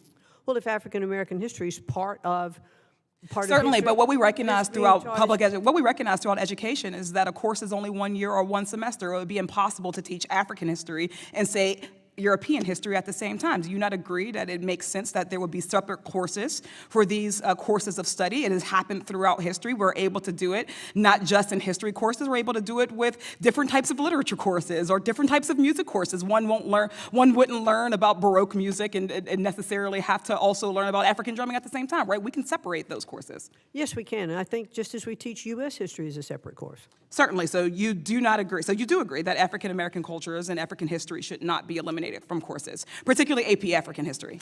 Well, I think that African history can certainly be taught and not be considered a DEI course. Oh, thank you. I have a few other examples that I would like your thoughts on, simple yes or no. If this is a legal DEI, an example, would you say that it would be an illegal DEI for a lesson plan on the Tulsa Race Massacre? I'd have to get back to you on that. Do you know what the Tulsa Race Massacre is? I'd like to look into it more and get back to you on it. Okay, so I look forward to that. How about the book Through My Eyes by Ruby Bridges, for instance? I haven't read that. Have you learned about Ruby Bridges? If you have specific examples you'd like That to was a cite, specific I will- example. I'll be very happy. It was for an you- incredibly for specific you to example. submit I named those a in your specific book. questions, and I will look into it and get back to you on them. Thank I you. look How forward about to a answering them school having a directly. voluntary celebration for Pride Month? Well, I think that, Voluntary. well, let's make sure that in our schools. yes or that no? We're looking, no, it's not. Okay. How about social studies standards that teach that President Biden won the 2020 election? I think our studies should all be taught accurately. Yes or no? I think our studies should No, be no, taught no. accurately. The question was, do you believe that social studies standards that teach that President Biden won the 2020 election is an illegal DEI? Yes or no? I think I have said we should teach accurately. We should. No, be you have on not all answered sides. the question. Well, I am I answering don't the understand question. why you're incapable I'm of just answering. not giving you the answer you want. No, but I am want answering the answer, question. whatever your answer is. I just gave you the answer. No, the answer is yes or no. No, the answer is I The think our answer is courses yes or should be no. taught accurately. Gentlelady's Thank you so time much. I has yield back. expired. I now recognize the gentlelady from Michigan, Ms. McLean. Thank you, Mr. Chairman, and thank you, Madam Secretary, for being here, and thank you so much for your leadership in our joint efforts to downsize the Department of Education. Like you and the President, I believe education policy is best determined by states and local communities, along with parents. Obviously, the closer you are to the students, the more interactive and the more hands-on experience you really have. We have this to deliver the best outcomes for the students. I think that is our goal, is to make sure we're delivering the best outcomes to the students. To that aim, we have seen states, teachers unions, and other bulldoze parents' rights in a pursuit of indoctrination over education. And I think that's what you were alluding to earlier, is we'll teach any subject as long as we can correct the truth with the other half of the truth, and we can teach both sides, which seems what education used to be. We used to teach, and I'm wondering if you agree with me on this, we used to teach children how to think as opposed to what to think. Would that be an accurate assessment? I think we do need to get back to teaching children more how to think. Amen. So as we return power to local communities, I'm trying to figure out, how can the federal government fulfill its role in protecting students and the parents' rights? How do you see the federal government, and how can we help ensure that we're protecting students and the people that get lost sometimes, the parents? How do we do that? Well, certainly returning education back to the states, back more local control, but really what that means, and what the president has said to me, is that he would like to take the bureaucracy out of education.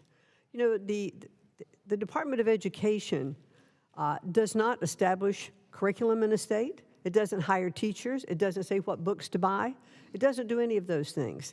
It is a great pass-through of funding that is appropriated by Congress through Title I, IDEA. Both of those are staying totally intact. But there are competitive grants that are then reviewed by the Department of Education, and so those competitive grants do go to states. And so what we want to do is to make more money available to go directly to the states. When you consider the fact that of every dollar that goes to a state, a teacher is spending about 47 cents of that dollar in regulatory compliance. But if we can get rid of a lot of the red tape that goes along with those grants and those requirements, then there's more money for the states to put forth the programs that they would like to put forth. And that's clearly one of the president's goals. Yeah.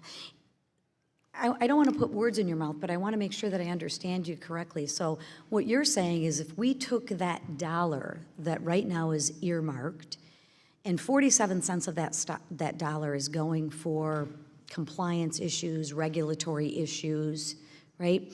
You're saying we would actually have more of that dollar to give to the actual student? Certainly the goal. Wow, what a concept. Who could not be for that? I just don't understand. If our goal is truly to educate the student, who would not be for giving more money to the student?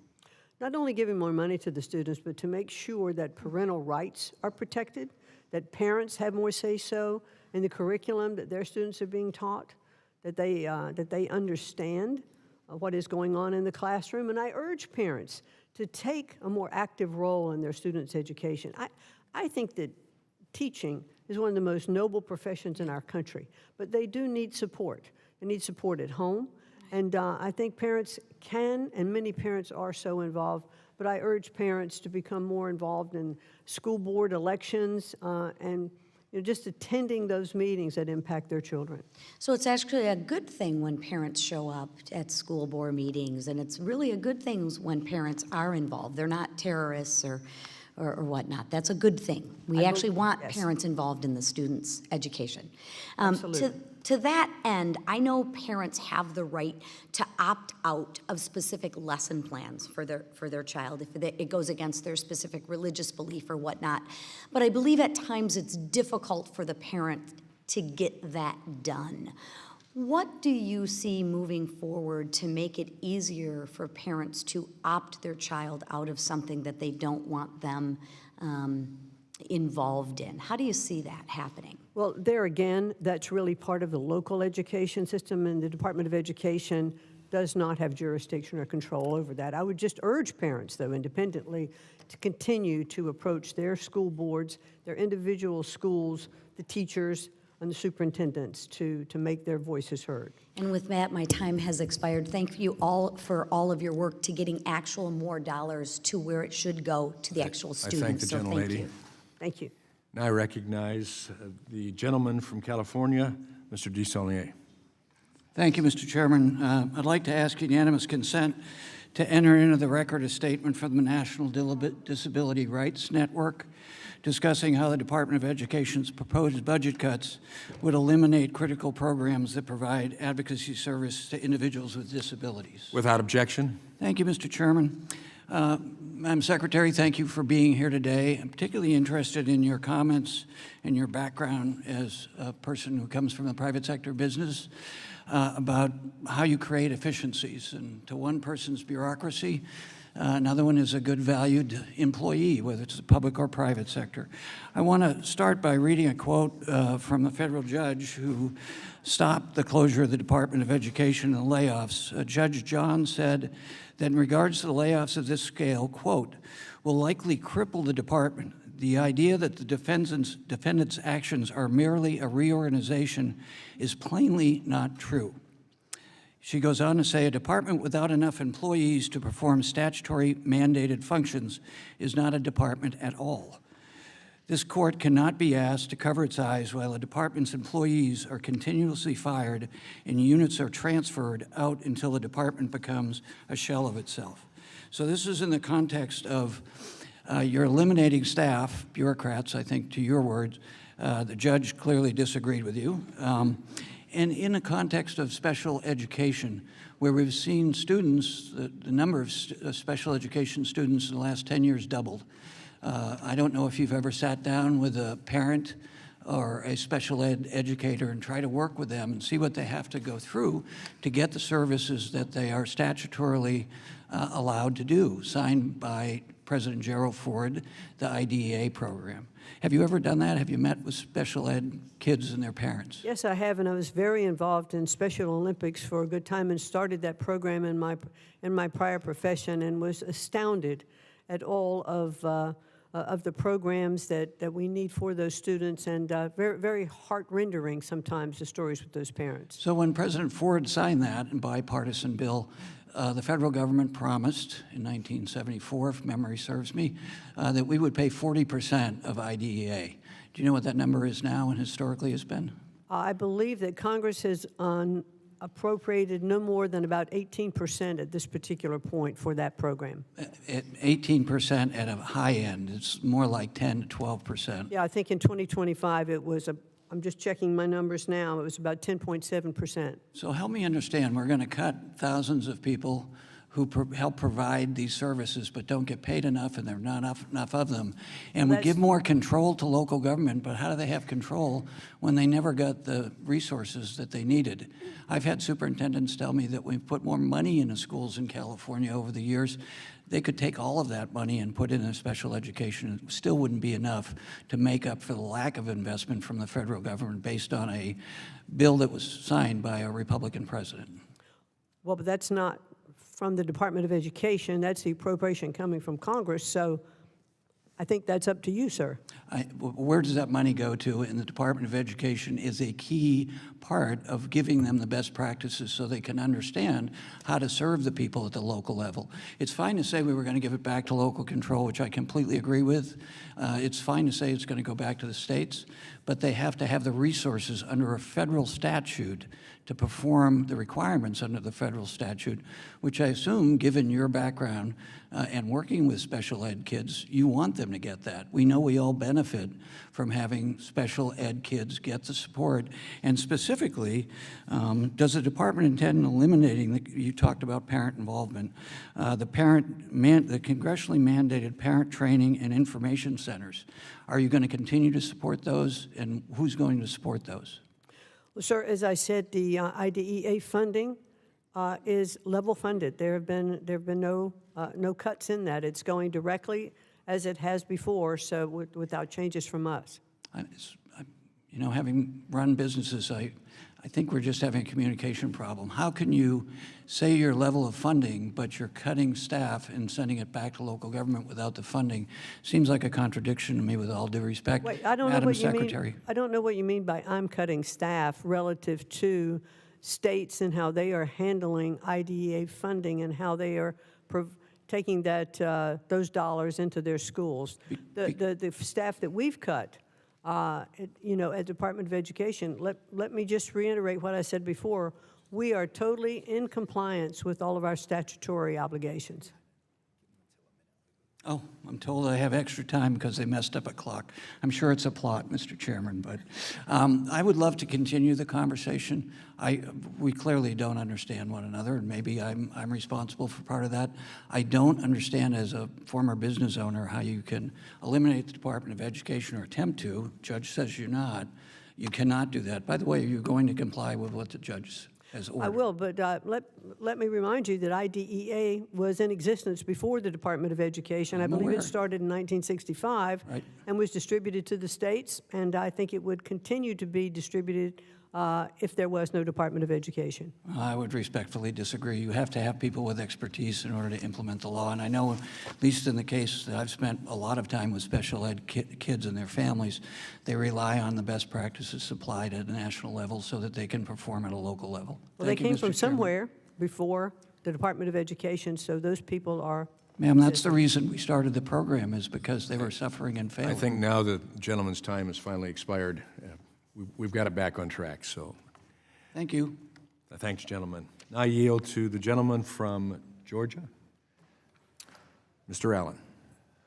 Thank you, Madam Secretary, for your work on behalf of all the parents and children of this country. I've been very impressed with your work. You know, during my time in Congress, I've been a staunch advocate for school choice. Every child and every family is unique in their own way, and when it comes to learning, it's no different. In fact, in every public school that my children have attended, my wife and I have gotten very involved in that process, and it makes a difference with the parents getting involved. We've seen an explosion of interest in school choice, and as I'm sure you know, even in the last few months, states such as Tennessee, South Carolina, Idaho, Wyoming, and Texas are considering implementing school choice legislation. However, all these success stories, many states refuse to even consider school choice. Many states seem insistent on trapping kids in failing schools. In a country where school choice has already been implemented in many areas with great success, including the 12th District of Georgia, why do so many states refuse to even consider choice?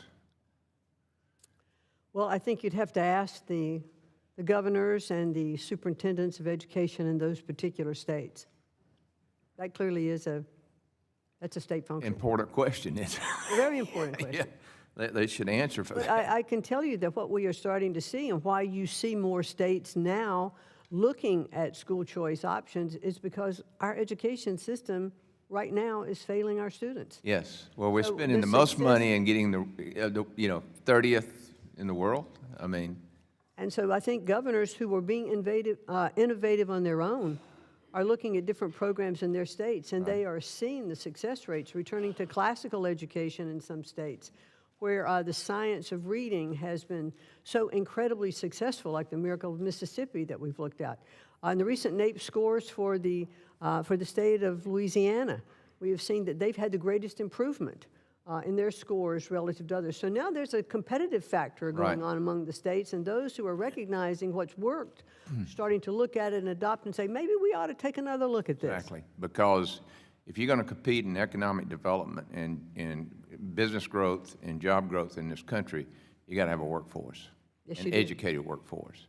And it's more important than ever because the workforce today is very technical and has to have a degree of education to deal with all of the digital aspects of production and everything else. Getting on to higher education, the cost of college continues to rise. It's imperative students graduating from high school know that there are many paths to a career, and not every career requires multiple degrees. Having built a small business, I have experienced firsthand how hard it is to find skilled and qualified workers. We got to bridge that gap. And I was proud to vote for the One Big Beautiful bill, which included two big Pell policies. First, the bill reinvested billions to close the current Pell shortfall. Second, it opened up Pell to high-quality short-term programs. Can you talk more about why this administration supports short-term Pell and what such a program would do for our workforce? Well, just, not everyone can afford even the 2-year community college. So short-term Pell Grants, which are 8 to 14 weeks, I believe, or 8 to 15 weeks, provide those opportunities to learn and gain a skill and get into the workforce much faster. It's good for employees, it's good for employers to get them into the economy faster. So the short-term your workforce Pell Grant, I'm a strong supporter of. Great. What changes, if any, do you believe need to be made to Perkins reauthorization to improve outcomes for students? Well, I just think that we have to have a better alignment, with the Perkins programs, with what our workforce innovation programs are. I just don't think they're aligned enough and we're holding them accountable enough for those. And I think we can close that gap because it's very worthwhile. Right, good. Well, I'm all with you on the competition among states. States compete for economic development, and states are paying closer attention to workforce development because it's critical as far as economic development. And thank you for your service to this country. Thank you, sir. I yield back. I thank the gentleman. I now recognize the new member of the committee for her first round of questioning on this committee, Representative Ansari. Thank you so much for being here, Secretary McMahon. I agree that for many students in America, our education system is absolutely failing them. This is especially true for low-income families and for folks in rural communities. But that's not because of too much federal oversight or the DEI policies like your administration claims. It's because in many states, like the state I represent in Arizona, we have woefully underfunded our public education system. Now your administration wants to dismantle the Department of Education. I'm wondering if you can respond briefly. Do you believe there is a constitutional or operational path to eliminating the Department of Education? And if so, what is the timeline and process? Well, certainly, in fact, when President Trump issued his executive order indicated for me to start dismantling the Department of Education lawfully. We both know, as does everyone in this room, that the Department of Education cannot be dismantled without the approval of Congress. And so that would be the path we would have to take. And I said in my confirmation hearing that I wanted to work with Congress so that we could arrive at a good plan to show how what the Department of Education is doing could be handled with other agencies, and that we could see improvements for education throughout the country. And what risk did you weigh for public schools and universities if federal education funding is gutted or devolved to the states? Well, federal education wouldn't necessarily be gutted. I believe there would be more money to go to the states without the bureaucracy of the Department of Education. When you think about how many people there are at the department, and some of those services can be handled by other agencies, there would be less money taken out of the overall budget, more money to be available to go to the states. So here's the thing, Madam Secretary, and why I strongly believe that you're wrong. One big risk I see right off the bat is that some states, again, the state I represent, Arizona, have an abysmal track record of managing education. Last year, Arizona was dead last in a national list of the best states for public education. We have some of the lowest teacher salaries, low test scores, and the highest student-to-teacher ratio in the country. After years of cutting funding for public education, Republicans in Arizona have tried to fix our education system with universal school vouchers. Secretary McMahon, do you support expanding school choice vouchers nationwide? Well, one thing I would like to bring to your attention, yes or no. which you may already know, is that the federal government only provides about 8 to 10% of the total education budget to states. Do you support So expanding? these are, It's a yes or no question. no, Do it you support isn't. the These are policies that are Okay. that are established by the states, and I Reclaiming think my that the time, states Secretary, should thank you. should adjust and provide their own education philosophy. When it comes to vouchers, would you say that you support taxpayers subsidizing wealthy students' tuition at expense of private schools? I think that, again, these are issues within the states, to look at. It's a yes or And no. No, there's a school Do you choice support issue. the subsidizing for wealthy students? There are issues within states that they should look at. Okay, that sounds like a yes. Do you support those vouchers being used for things like expensive ski trips, $1,000 Lego sets, or pianos for individual families? Of course not. So I heard my colleague from the other side of the aisle just previously talking about how wonderful vouchers are, and I just want to share a couple articles, and I'm sure you all can't see from here, but these are all from the last couple of years in Arizona. It's titled, "Parents of Private Voucher Students Spent Over $1 Million of Public Money Buying Lego Sets." Another one, Arizona Empowerment Scholarships, what $304 million bought. Ranges from tuition to trampoline parks. A lot of waste, fraud, and abuse happening. And another analysis, more than half of ESA students come from high-income zip codes. So in Arizona, Secretary, this is exactly what's happening. 77% of those vouchers have gone to students in the wealthiest zip codes to fund their expensive private schools and luxury items, all while defunding public schools that the rest of our students attend. Does it sound to you like Arizona's voucher program is improving our education system?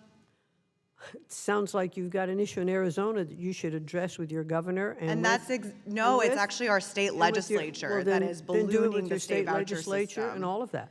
So in That's a state Arizona, issue. the That's a issue state has been a issue. disaster, and this is exactly why a federal Department of Education is so vital. School vouchers have decimated our budget by $1 billion, again, Republican-controlled state legislature for, I think, 60-some years, costing taxpayers way more than simply raising school funding would have. So you have a clear test case in Arizona, which has failed miserably.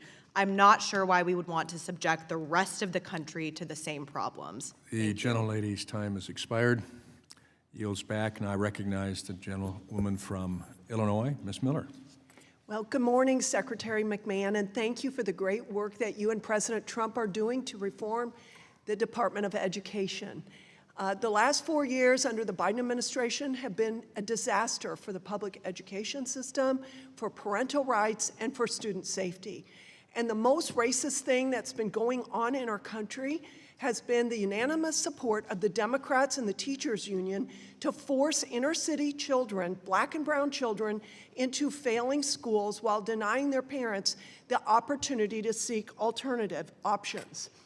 Children as young as kindergarten have been subjected to drag queen story hours and pro-LGBTQ IA2S+ curriculums. Shockingly, the Department of Education had the audacity to call parents domestic terrorists and proceeded to investigate and intimidate them into submission. Scott Smith was arrested. State Department of Education. The Biden Department of Education. The Biden Department. Yes. Scott Smith was arrested at a Loudoun County school board meeting over voicing his outrage that his 15-year-old daughter was raped by a boy dressed as a girl in a public school bathroom, and then the school sought to cover it up. Now, after being soundly defeated last November, Democrats in states like Maine, California, and my home state of Illinois continue to defy federal law by forcing our girls to compete against biological men and change with them in locker rooms. Thankfully, President Trump and yourself are taking action to stop this madness and are striving toward the ultimate goal of returning education to the states and to the parents where it belongs. So, Madam Secretary, thank you for your recent response to my letters addressing Title IX violations in Dearborn and Naperville, Illinois. Could you please elaborate on what the Department of Education is doing to investigate similar violations in other school districts and whether their federal funding will be rescinded for failing to comply with federal law?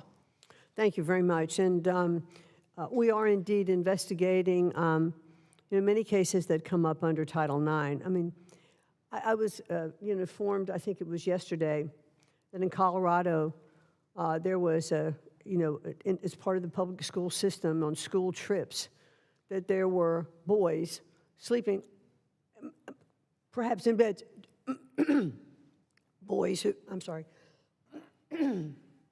boys who were identifying as girls, sleeping in the same bed with girls on these class trips, and parents were not even notified. I just think that that's incredibly wrong. That is a Title IX violation that we'll be, investigating. There was I think there's in Wyoming a college, that had, again, boys joining girls' sororities. Again, Title IX violations. We are going to investigate them, and we will look at whatever options, that we have available, whether it is defunding some of those programs. So, yes. Tehank you. And thank you for fighting hard for school choice. Homeschooling is very near and dear to me. I'm a teacher, and I ended up home educating my 7 children. Most of them have chosen to do the same. As parents saw the filth being taught to their children during the COVID-19 lockdowns, many began homeschooling. Recently, Democrat-run states like Illinois are seeking to significantly limit the right of parents to home educate their children. What can the Department of Education do to ensure that this fundamental right is protected? Well, that's clearly one of the things that President Trump has talked about, and what I've addressed earlier, in my testimony today, and that is that the president absolutely does believe that all children should have a right, to an excellent education. They should have that choice, and that choice should be supported, whether it is homeschooling, private schools, public schools, charter schools. All of those should receive their funding, and that states should look at the choice options. Thank you. Competition makes everything better. As I mentioned earlier, the Biden administration launched an assault on parental rights in education.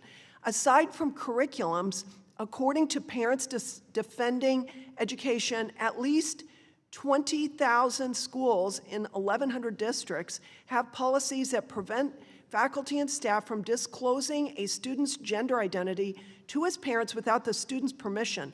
What is the Department of Education doing to hold these schools accountable? Well, if I'm not incorrect, that falls under FERPA, which clearly is the statute that says that parents have the right to the information that is contained in their children's records, and I absolutely believe that to be true. Thank you. Thank the gentlelady. Mr. Chair, could I ask unanimous consent to enter 3 articles into the record? Without objection. Okay, first, parents of private voucher students spent over $1 million of public money buying Lego sets, 2 Arizona Empowerment Scholarships with $304 million bought, and 3 analysis, more than half of ESA students come from high-income zip codes. Thank you. Without objection, they're submitted. I now recognize the gentleman from New York, Mr. Mannion. Thank you, Mr. Chair, and thank you, Secretary McMahon. Today's hearing is an important one. Since the start of the administration, students, families, and educators across the country have been incredibly concerned about the direction that you and the President are attempting to take, both in K-12 and higher education, and your attempts to weaken or close the Department of Education are acts of recklessness and have already done significant damage. There's a lot I'd like to ask about, but in your fiscal year 26 budget request, I want to discuss programs serving students with disabilities. Your budget recommends consolidating 7 programs under the IDEA into a single block grant to states. So you're specifically talking about eliminating special education programs for preschools, teacher preparation, parent information centers, technical assistance, and educational technology. I was a teacher of AP Biology and Chemistry and 15-to-1 living environment. I'm also the parent of a student with a disability. And I acknowledge that you intend to maintain the overall funding level for IDEA under this consolidated grant.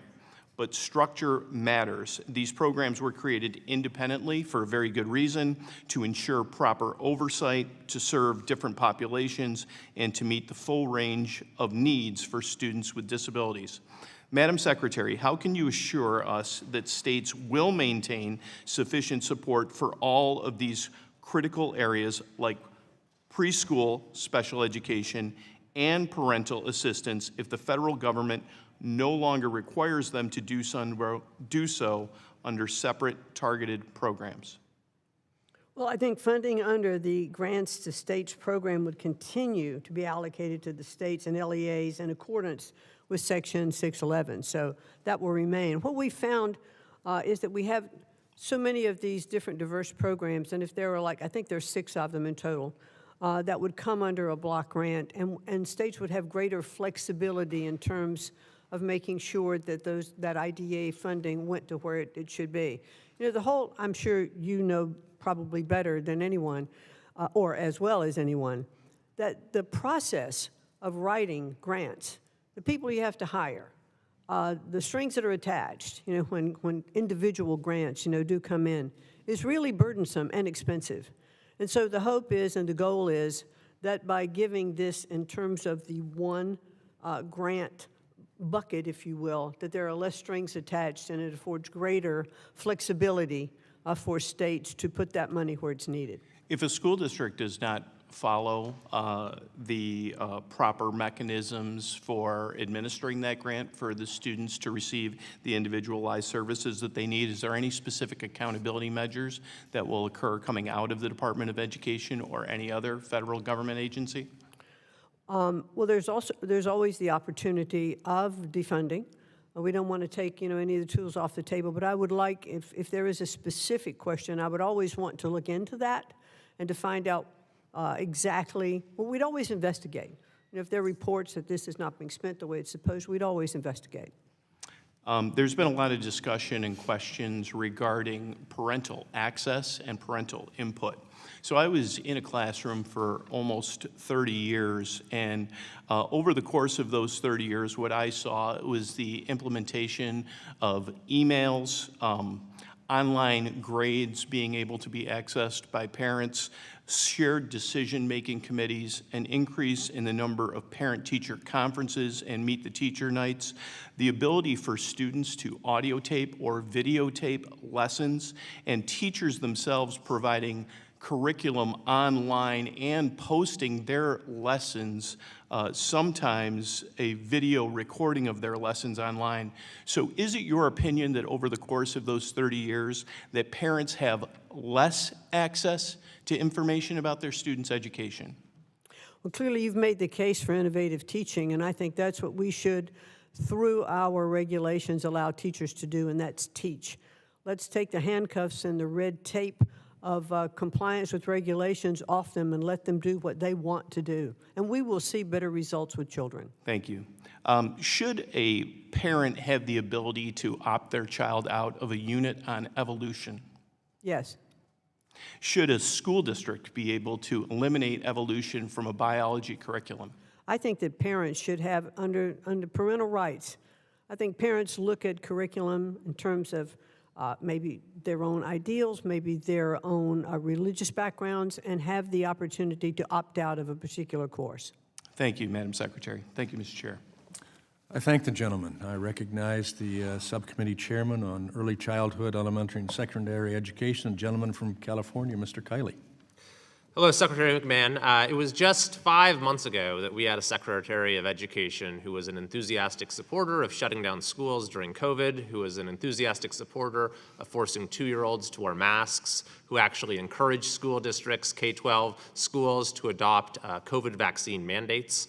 We had an administration that investigated parents as domestic terrorists for showing up at school board meetings, that attacked charter schools, that refused to condemn universities for caving to the demands of anti-Semites, that set out to destroy girls' sports, and that saw $200 billion added to education spending while student performance plummeted. Things are a little different now, aren't they? I certainly hope so. But unfortunately, in my state of California, they're the same, or actually they're worse than they've ever been. And you've already taken a number of steps to try to help out students in California. I did just want to highlight a couple other areas where the problems in our state's education system may fall within your jurisdiction in upholding the civil rights laws. First is when it comes to charter schools. I know you're a huge supporter of charters, and I believe you support the bill I've introduced, the High Quality Charter Schools Act. But in California, the governor and the legislature have declared war on charter schools. They're trying to stop new charters from starting. They're trying to shut down high-performing charters. A particularly egregious example is in Santa Clara. The Office of Education told one of the highest-performing public schools in the state, Bullis Charter School, that unless you engage in outright racial discrimination, we're going to non-renew your charter. Unless you have fewer Asian students, we're going to non-renew your charter. And then there was something similar that happened in Oakland Unified, where a charter school actually was non-renewed for similar reasons. So that's charter schools. The second issue is ethnic studies. So the state has seen fit to adopt a new ethnic studies graduation requirement for high school, but some districts have gone above and beyond and are already offering what's being called liberated ethnic studies. Now, both the model curriculum and these more specific liberated ethnic studies curriculums have been condemned as being overtly anti-Semitic. We saw an example of this actually in the last Congress when the superintendent of Berkeley Unified testified here that she thought a slide showing that students, that the expression from the river to the sea is a valid perspective, she saw no problem with that. So I know that you may not want to comment on particular investigations that may or may not be under consideration, but do you see these as areas in which you might be able to help us out, either one of them? Well, a lot of that definitely still does fall within the local or state jurisdiction for schools. But I think in terms of universities, you've already seen how the Department of Education will come in for Title VI violations, and so we would continue to do that. Well, thank you very much. And I did want to say just a word about the situation at universities as well. Now, I have zero sympathy for Harvard. They were rated as having the very worst protections for free speech of any university in the country, actually any university in the history of the survey. And then when it came to anti-Semitism, I think it's actually underappreciated, the horrors that happened on that campus. We've heard from Jewish students at that university here who have testified how they were afraid to leave their dorms, how if they did, they were harassed, they were physically assaulted. You had pro-Hamas thugs who would follow them to class and monitor their movements. All the while, the university failed to protect them, instead catering to the demands of their tormentors. So I have very little sympathy for the university, and I think when they say, oh, well, we've changed some things, or we did a task force, clearly inadequate. What happened on that campus, reviving one of the most, perhaps, retrograde and ancient prejudice in world history and becoming a hotbed for it on their campus, that reflects a fundamental sickness that requires fundamental reform. So I think that what the administration is doing is absolutely necessary. The one point I would just raise is I wonder a little bit what the end game is here.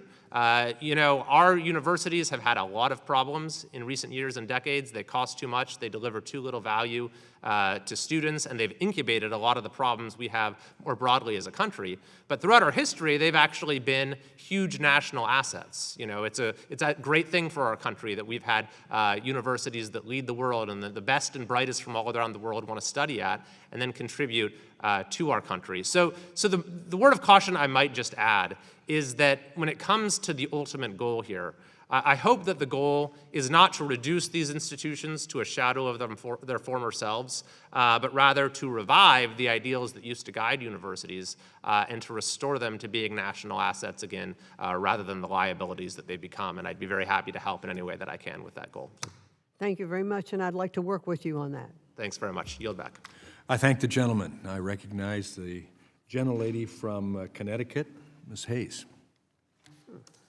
Thank you, Mr. Chairman, and Secretary, welcome to our committee. It's interesting, I took a lot of notes. I had prepared questions, but I think I'm going in a very different direction. We've heard other colleagues talk about the NAEP scores, and I heard you say that the president was angered and embarrassed by these, and I think we all should be. But when you disaggregate those scores, they clearly show that low-income students score significantly lower than their white and higher-income peers, and that is mostly in part to ongoing disparities in educational access and quality, which makes much of what I'm hearing today that much more relevant. You mentioned Connecticut. We both come from the state of Connecticut. Connecticut relies on property taxes to fund education, and we have one of the largest income gaps in the nation, which means by design or default, low-income students face multiple challenges, including limited access to resources and opportunities outside of schools, which is why I don't understand many of the decisions made in this budget. One of my colleagues asked about collecting data on family composition and background. The Department of Education Office of Civil Rights is mandated by law to do that. I was pleased to hear you say that states do not the Department of Education does not control curriculum, instructional materials, the teachers that are hired, which makes your words contradictory because every argument you have is to put local control back into the states. But states already have local control, as anyone who has any knowledge or background of education would already know. The role of the Department of Education would be the civil rights enforcement of those local controls, which again, the irony of this budget zeroing out American history and civic education programs when you couldn't even answer a question about Ruby Bridges or the election of President Biden, which are as basic as it gets. So I really, really don't understand it. But you are making the argument for me because when you respond to questions from my colleagues by saying that sounds like an issue for state legislatures, that is why the Office of Civil Rights is necessary, because state legislatures made the decision that Ruby Bridges did not have the right to a free and appropriate, high-quality public education. So you, Madam Secretary, are actually making the argument for the role of the department, not to dictate local curriculum instruction or instructional materials, but to make sure that those things are carried out by the department. That states follow the law, that they are doing those things. So 49 million children in this country receive public education services. About 3 million children are in charter schools. There are not enough charter school slots. So my questions are mainly focused on what about those other 46 million children? So it's mind-blowing. I hear you talk about safety, keeping students safe on school campuses, but not a word about the 390,000 students who have been affected by gun violence. I was in the classroom on the day Sandy Hook happened, and the federal government came in with almost $2 million to rebuild that community and provide programs for the surrounding communities. In your opening, I heard you mention student athletes and LGBTQ students twice, not one word. And even when my colleague asked you if you thought it was a public health crisis, you can't answer questions that affect the majority of students. So I'm not really sure. I am an educator by nature. I try to be supportive of what the Department of Education does because I need for you to succeed, for my students to succeed. But when you come in and say your final mission is to eliminate the department. It says to me that the 46 million children that are not receiving services do not matter. I've ran out most of my time, but this bill defunds literacy programs, eliminates 21st Century Community Learning Center, eliminates preschool grants for children with disabilities, eliminates, reduces funding for career and technical education, like all of these things. I'm going to ask you two really quick questions. Do you think that Holocaust education in our schools is a DEI program? There's no card for that. That's just yes or no. I can look at it whatever card I Holocaust choose. education, Thank is you it a very DEI? much. You can have a press conference to say whatever you want. I just need a quick answer to Your this. soliloquy Is very Holocaust, informative. because this is my time, is Holocaust education a DEI program? No. Is African American Studies a DEI I program? think I answered that with one I'm of the asking other it again. cards. Listen, we should be Just able, yes or no? We should be able to teach My courses in their point is entirety. they are DEI programs, both of them, because students need diversity, equity, and inclusion to understand their environments. So both Holocaust education and the teaching of African American history are important, which is why the state of Connecticut requires it in our social studies curriculum. You're talking out of both sides of your mouth. You can't support one without gentlelady's supporting the time has other. expired. And looking at what happens in the schools and actually deferring to teachers, parents who are on curriculum committees, local boards of education, and states who actually do the hard work The and gentlelady's time listening has to what expired. they say I appreciate would be the incredibly helpful in Passion, this but role. it's time to move on. I yield back. I recognize the gentleman from Ohio, Mr. Rulli. Thank you, Mr. Chairman, and thank you, Madam Secretary, for coming today. We really appreciate your time. I spent 8 years of my life on the school board, 3 years as a school board president of a public city school. I know this subject fairly well. I was in the Ohio Senate for 6 years, vice chair of education. We all know that our school systems in this country have a severe problem. When you look at school systems like Cleveland, Youngstown, Akron, Canton, Detroit, and Buffalo, we have school districts that are taking $30,000 to $35,000 per year to educate a child that gets a high school diploma with a 4th grade reading level. There's a major problem in our school districts. Some of the small school districts, like my school district, Latonia, we were able to educate our kids for about $8,000 to $9,000 a year and produce 11th or 12th day reading level. So there's a problem. I know the opposition party loves the concept of throwing more money at it, so let's do that. Because that's what President Trump just did. President Trump, on a K-12 simplified funding program, gave an extra $2 billion to all the public school districts throughout the country. And it even gets better than that, because the Biden-Harrison administration spent more than $1 million on DEI grants throughout the country. So if I'm doing my math right, that's $3.5 billion that we could take from the federal government, which will never have a trickle-down effect on the local school board, because I was on it for 8 years. So whenever you hang out with the treasurer of a local public school board, they're petrified to see what's going on with the federal funding. Where is it going? And the opposition party thinks it's so romantic that the money stays here in Washington, instead of ever going to the grassroots home rule effect. So in Ohio, we love home rule. So I'm excited to see these extra billions of dollars coming back to the local school districts. So Madam Secretary, my question would be, now that President Trump is giving back funding to the states and more efficiently, what results do you expect that American students could produce in the next 4 years under the Trump administration? Well, it is certainly my hope that as we look at states being more focused and having the authority for more choice in education, that we're going to see our scores go up. But, you know, we have to have dedicated teachers, which I believe we do. And I think we need to take the handcuffs off our teachers so that they have the ability to be innovative in their classrooms. I think if we look at some of the programs that have been successful in other states, as I mentioned earlier, return to the science of reading and look at how phonics has made such a difference in getting back to some of that same kind of curriculum that we used to have. I've seen it work in schools. I have visited schools where they're doing that more classical education. So what I would like to see, and I hope we will see, and I think we will see, are state departments of education adopting more of those kinds of programs to make sure that, A, we get literacy in place, that we also have the ability to have school choice, and that states totally take this funding that is coming to them and see the areas of where they need to focus more of their dollars and direct that spending into those areas. I love those words.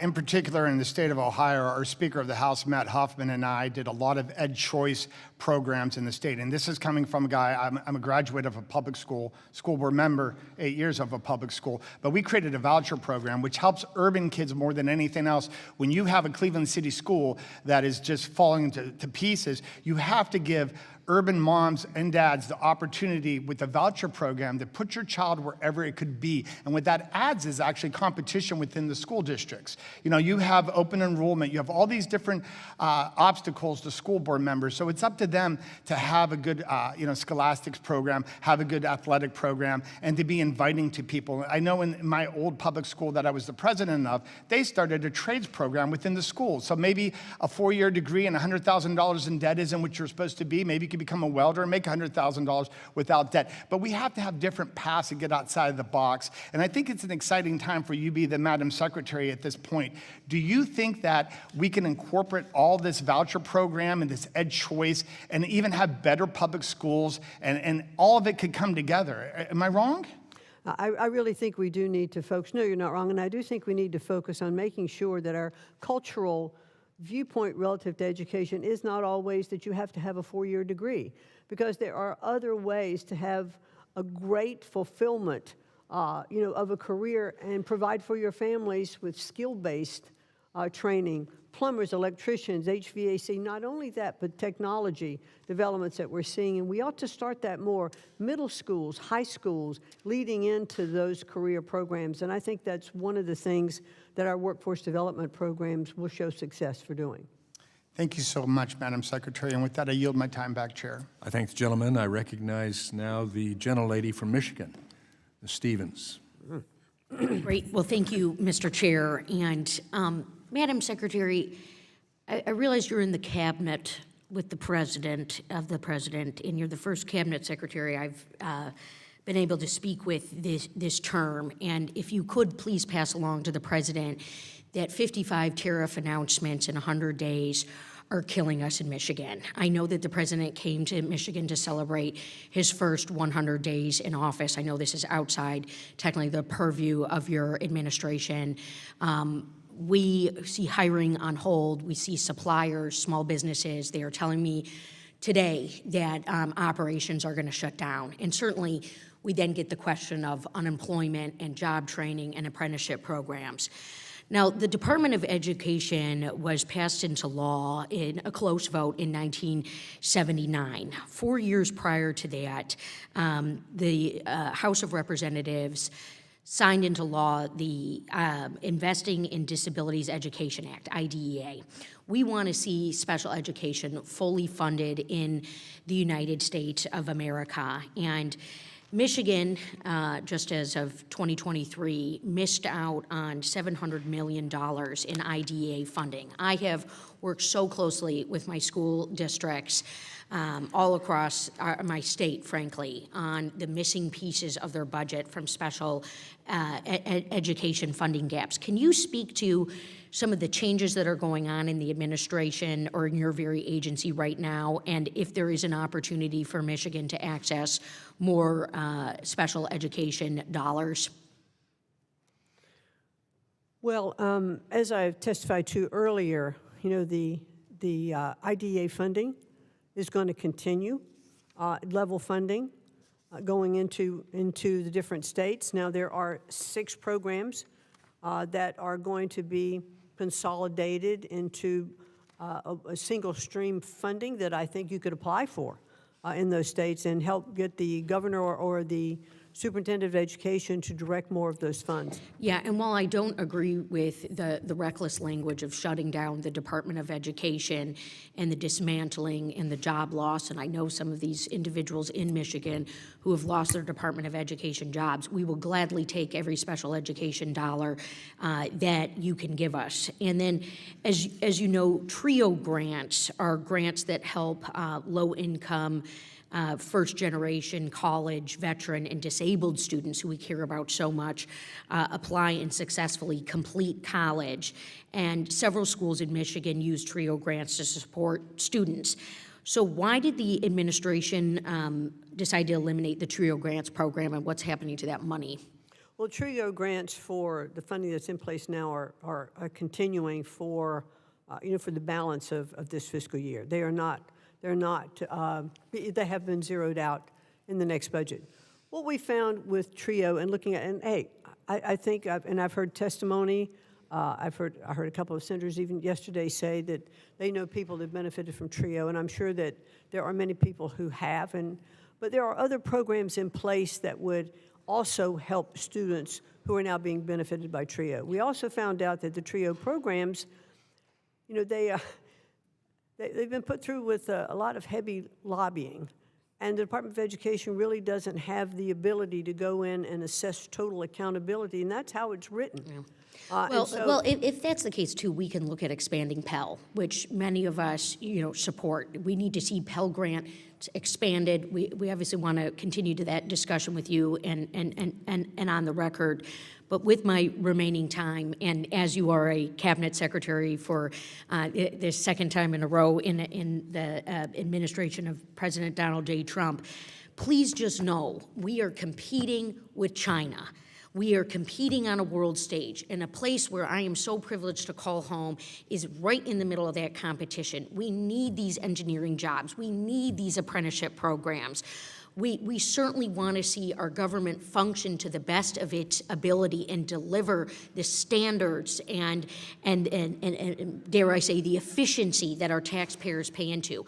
But when we see tax bills that are cutting investments in manufacturing, new manufacturing, 40 new plants in Michigan, when we are fighting for all the technology talent we can get, we need you to double down on this. We need your partnership. We would like to show this to you firsthand. I do a program called Manufacturing Monday. I visit hundreds of small businesses over and over and over again. I have real relationships with these people and the students who are in FIRST Robotics. And yes, Michigan has the largest number of FIRST Robotics teams, which we would also love to showcase to you and your office. But ma'am, please tell this president, slow down on what he is doing to autos, our manufacturing sector, and to consumer costs. Thank you, and I yield back, Thank you, Mr. Chair. gentlelady. I recognize the gentleman from Guam, Mr. Moylan.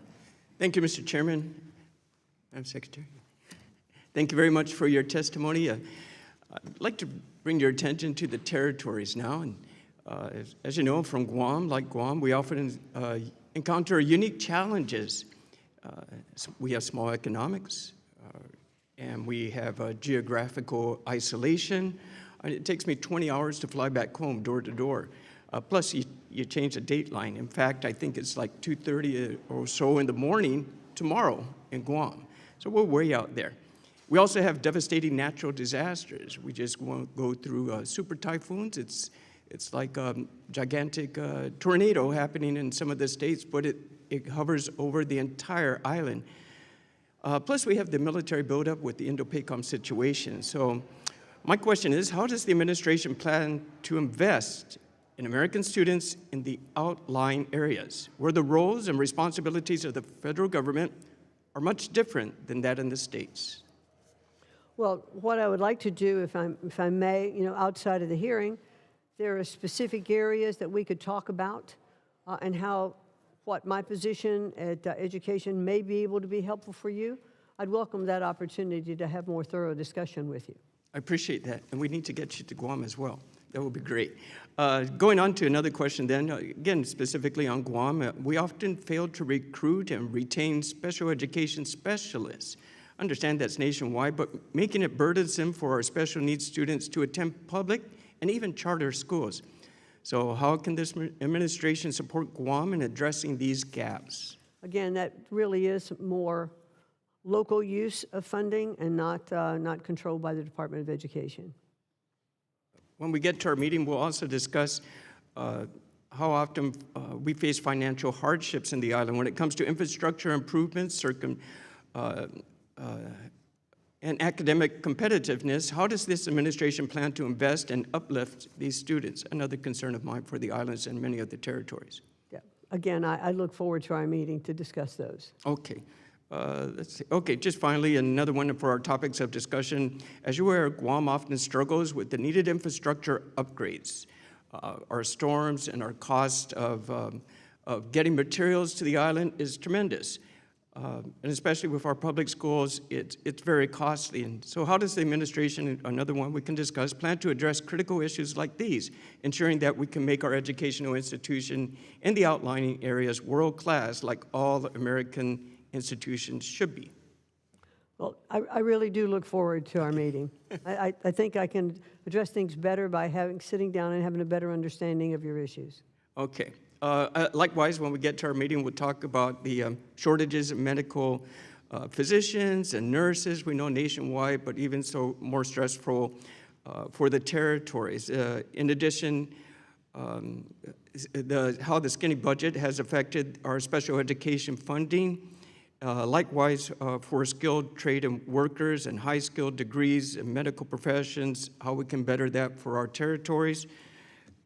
Pretty much, I'm looking forward to a long discussion with you as soon as possible, Madam Secretary. I appreciate it. And I'll make myself available for that. That'd be wonderful, and we'll get you a trip to Guam.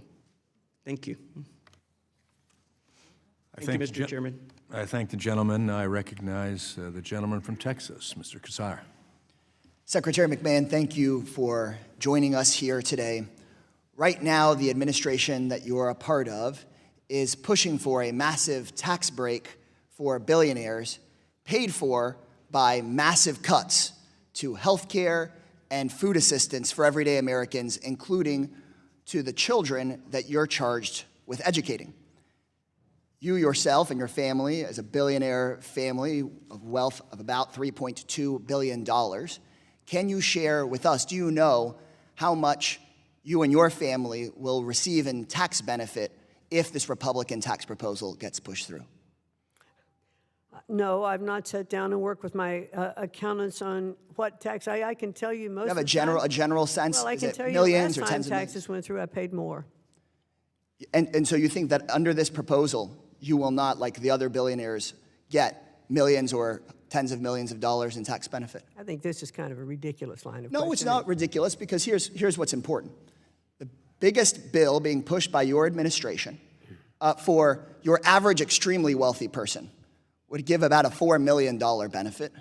Your family is worth about $3.2 billion, so I imagine that you'd get millions of dollars in benefit from this tax bill. Does that make sense? Does that check out? I don't know. I'd have to let you know. Let's just ask the member Chairman, how this refers to read education. my question. I'll refer to policy. that, Secretary. So, okay, look, there are families watching at home from my district that could lose their health care, and they want to know why their health care would get taken away, and what it's paying for is overwhelmingly tax cuts for the wealthiest people in the country. And so what would you spend the $4 million on that you would get a benefit of at least $4 million? Let's get to your educational line of questioning. What would those that we families deal with in this committee? What would those families who lose their health care, who are watching, what would you spend the $4 million on that's worth more than their health care?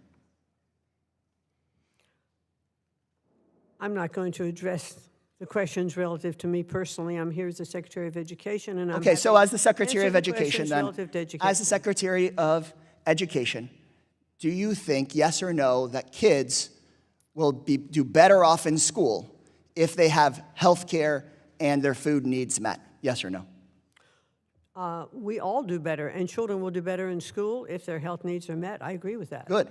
And so I guess for those kids, which there's going to be hundreds of thousands or millions of kids that lose their health care, how is it okay that they're going to lose their health care so that billionaires and billionaire families, I'm not just even picking just on you, but billionaire families like your own, can get a tax break? What, if you don't even know how many millions of dollars it is you'd get, how is that worth it? I'm not going to respond to your question. I think the answer is because it's not worth it. It's not. if you got $3.2 billion or $5 billion or $10 billion. Going off the premise that there's going to be health care that is going to be removed from these children, I'm not sure that is a correct premise, so I'm not gonna Every respond. single organization that's looked at this bill knows that millions of people will lose their health care. The latest estimate is at least 11 million people and families, because you wouldn't get the enormous savings that the Republican majority on this committee is looking for unless you kick those millions of people off of their health care. So how can we educate our kids if they don't have a roof over their heads, if they can't see a doctor, if they don't have food assistance? So I'll ask you, do you think it's right for kids to not have food to eat at home before they go to class in order to make sure that a billionaire that doesn't even know how many more millions of dollars they're going to get could just get a few million more? I want to make sure that as the Secretary of the Department of Education, that the President's plan to make school choice available to every student in our country is what we follow. And the President's plan specifically takes money away from those kids, specifically takes food away from those families, specifically takes money and sends it to big contractors, big companies, and sends millions of dollars to billionaires like you who don't even know how many extra millions of dollars they're going to get. Before I was a member of Congress, I helped run an after-school program at a high school where many of the kids were getting driven to school in the same car that they slept in at night. They didn't have food. Many of them couldn't see a doctor. They struggled in class. We should be passing a bill to make sure that they've got a decent classroom experience, a roof over their head, food, and health care, not a bill that just funnels who knows, in your opinion, how many millions of dollars to billionaires like those in President Trump's cabinet. Gentleman's time I yield has back. expired. And now recognize the gentleman from Missouri, Mr. Under. Thank you, Mr. Chairman. And thank you, Secretary McMahon, so much for taking the time to come to testify before us today. First of all, I'd like to apologize for the contemptible way that my Democrat colleague treated you. I just want to say parenthetically that absolutely, I'm a physician who has taken care of Medicaid-insured patients for over 30 years, and absolutely 0 children will lose their health care under the Big Beautiful Reconciliation Bill. But I'd like to discuss with you some of the damage done by the Biden administration to education policy in the United States. One of the worst policies, of course, was the Department of Education's treatment of Title IX regulation. It, of course, radically reinterpreted sex to include gender identity and sexual orientation, which resulted in men infiltrating women's sports, much to the detriment of fairness and safety in an area where women have made enormous progress over the years. Thankfully, a federal court vacated that regulation earlier this year. But there was another aspect of Biden's Title IX regulation that was also damaging but didn't receive as much attention, and that is the erosion of due process during Title IX adjudication of misconduct on campus. The Biden administration uniformly lowered the evidence standard required for a student to be convicted of misconduct in such an adjudication. This is serious, and federal courts have found that some students were wrongfully disciplined or even expelled in that process. The Trump administration has worked to improve this situation, preserving the integrity of the process for sexual misconduct victims, and at the same time discouraging false accusations, because if false accusations are tolerated, it weakens the voice of actual victims. I believe we need a permanent legislative solution to protect victims of misconduct and those accused, as opposed to ping-ponging back and forth with changes in administration. Unfortunately, the Biden administration was not alone in disrespecting the Title IX due process rights over the years. After a Title IX adjudication that occurred after Oberlin College changed its school's procedures, the Sixth Circuit of the U.S. Court of Appeals strongly reprimanded the college, noting that in this country we determine guilt or innocence individually rather than collectively based on one's identification with some demographic group, and concluded the institution's expulsion of a student was arguably inexplicable. A similar case out of Purdue University, where the university refused to allow the accused to see the evidence against him. Secretary McMahon, could you talk about the efforts of the department to ensure that education and educational institutions know their obligations under Title IX to protect the due process rights of their students as well as the victims of misconduct? Well, certainly I think this administration has shown that it is absolutely committed, to protecting, Title IX, not only with keeping men out of women's sports, because we do know that women are absolutely girls and women are absolutely put at a disadvantage when men are allowed to compete, just simply because they can miss scholastic opportunities as well as for their own personal safety. Right. So I absolutely believe that we're correct in enforcing those Title IX efforts, and the President has issued an executive order to that effect as well as the fact that I do believe that it is covered under Title IX. Yeah. So, and the due process portion at our universities, I think, is very important that we continue to look at that to make sure, as you said, that victims and those who are accused are protected under due process. No, I think that's correct, and I think too many times these Title IX adjudications are run by folks of a DEI bent, and many times there can be a guilty until proven innocent assumption and a lack of due process. So I thank you and of course the Trump administration for your commitment to restoring Title IX to its original purpose, as opposed to being weaponized for ideological political ends. Thank you so much for being before us here today, Madam Secretary. I yield back. I thank the gentleman. I recognize now the gentlelady from Minnesota, Ms. Omar. Thank you, Chairman, and thank you, Madam Secretary, for being here with us. Is it fair to assume that you are aware that when a student loan borrower is defrauded by a school, that there is a provision in law called the borrower defense? Yes, I am. Okay. It is a straightforward concept. A student should not be forced to repay loans to schools that lied to them. We know that millions of federal grants and loans go out the door while students are left with education that is not worthy. So I was actually surprised a few weeks ago when your department quietly rescinded $37 million fine that was placed against Grand Canyon University. Can you explain why that happened? Let me think for a second.